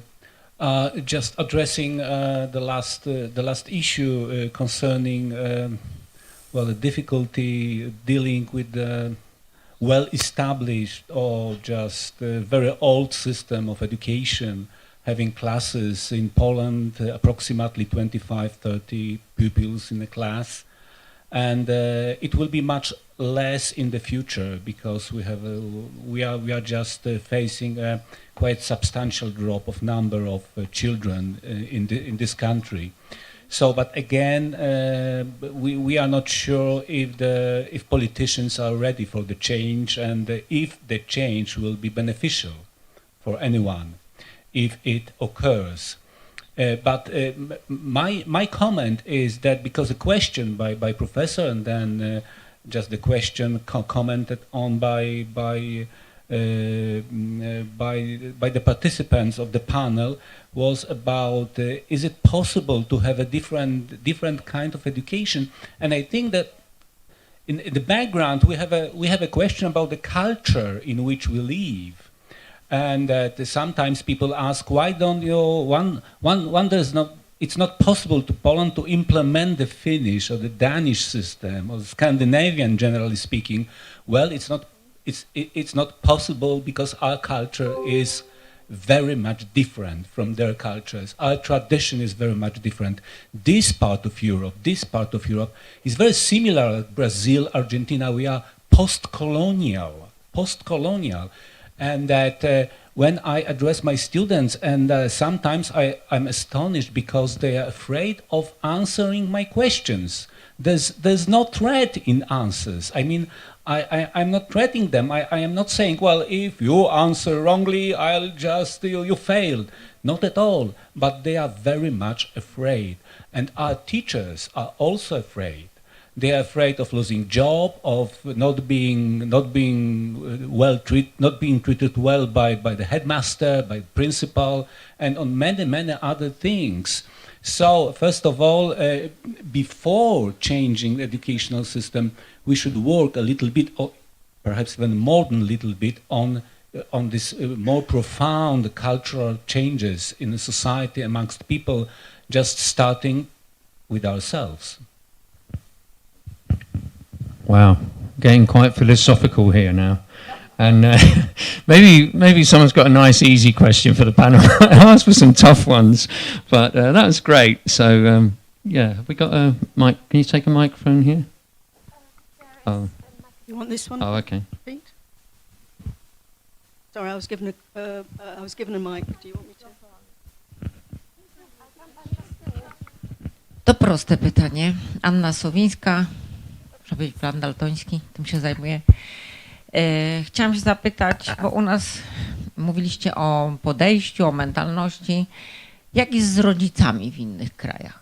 Bo u nas rodzice są w stanie na przykład zmienić ustawę wyższego rzędu i na przykład mimo, że odgórnie mówią, że nie oceniamy dzieci w klasach 1-3 notą, to rodzice mówią, że oni chcą tej oceny i statuty są w szkołach zmieniane i wstawiane oceny, mimo że w ustawie wyższego rzędu artykuł 44b mówi o tym, że nie oceniamy notą.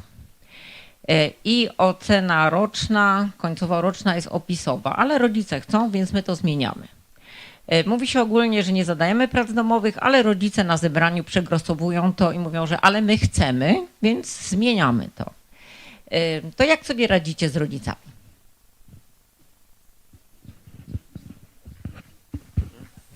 So there's a big movement in America and in the UK, I think, about home education, you know, so that's quite relevant to the question, I think. But is somebody on the panel willing to respond to this question? Yeah, parents. Thank you, Piet. And thank you for the question. A short reflection from the Dutch, the Netherlands perspective. Yes, absolutely, parents play a big role. At least they try to play a big role. But fortunately, well, parents speak up. So they send emails to the teachers wanting to change the policy of the school. But the school sends an email back and says, this is our professional autonomy. So, dear parent, we will take care of your children. We provide quality education, but that's our professional autonomy. And it works.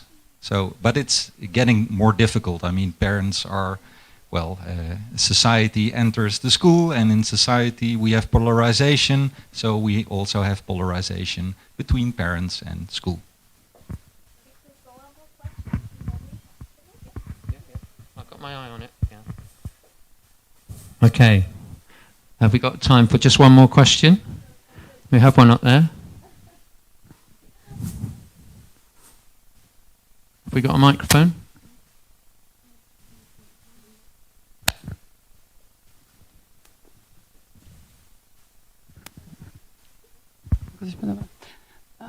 To ja może nie pytanie, tylko taką refleksją się chciałam podzielić. Jasne, to będzie szybkie. Ja chciałam nawiązać na chwilę do tego, co Państwo mówiliście na temat istoty dialogu między nauczycielami. I chciałam się podzielić taką perspektywą. Ja jestem nauczycielką od 25 lat, uczę języka angielskiego i ja jestem takim nauczycielem, który prowadzi, znaczy uczę się dopiero prowadzić właśnie partycypacyjne badania w działaniu, czy action research. I co chciałam powiedzieć, w ogóle jestem w procesie bardzo dużych zmian, staram się działać na rzecz zmiany systemu edukacji i z mojego doświadczenia wynika, że właśnie największe przeszkody dla mnie, jako dla nauczyciela, który próbuje te rzeczy robić, to wynikają właśnie z tego braku dialogu między nauczycielami. Także bardzo się cieszę, że ta kwestia została podjęta. Z mojej perspektywy nawet wynika, że mam mniej barier administracyjnych czy związanych z prawem oświatowym, niż bardziej właśnie z tą mentalnością nauczycielską i taką chęcią rozwoju, dialogu i tak dalej. Także jak najbardziej to potwierdzam. I tyle chciałam powiedzieć. Dziękuję bardzo. Okay. Okay. You have to be very concise. Ja chciałam się odnieść jeszcze na chwilkę do tego, co powiedział kolega, odpowiadając na pytanie dotyczące właśnie tych zmian dziejących się w szkole.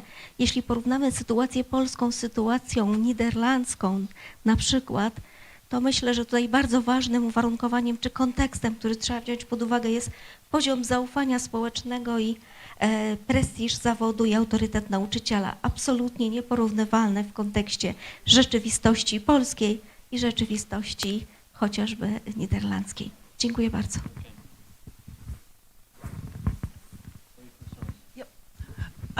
I was talking about professional development and teacher dialogue as a professional development, and I hope that would, if people think more about teacher development as a professional dialogue, then the time you have for your professional development or courses you have to take are dialogue. And so I hope there will be more dialogue also in more formal situations of professional development. So you don't have to steal minutes before or after classes. Yeah, I had a mature student, he'd worked for Vodafone for 15 years, and he trained and was a secondary school teacher in England, and he said he's walking down the corridor and he meets a colleague and they have a 30-second, 1-minute discussion, and they make quite a big decision, and then they walk off to teach, and that was a big decision affecting some children. And he said, well, in Vodafone we would have had a policy produced and a series of meetings and discussions and time to, so time is important as well. But I do agree, dialogue during qualitative analysis by teacher researchers, dialogue with people proposing research, instead of them saying, I've got £10,000, please join my project. They should have had dialogue before they designed the project. But listen, I am going to close the panel. I would like to say thank you to all those people who came up with a question. That was very, very helpful. And thank you very much to the panel for their handling of everything. Thank you very much. And I think it's lunch.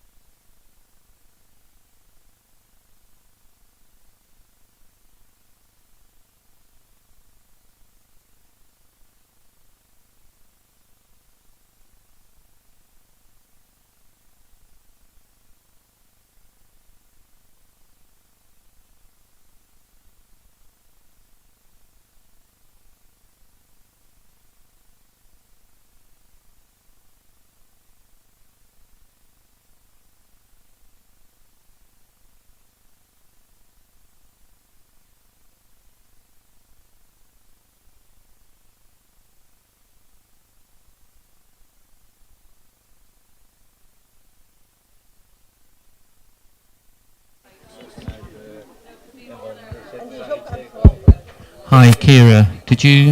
Were you able to follow the discussion? Hello, Kira. Are you there?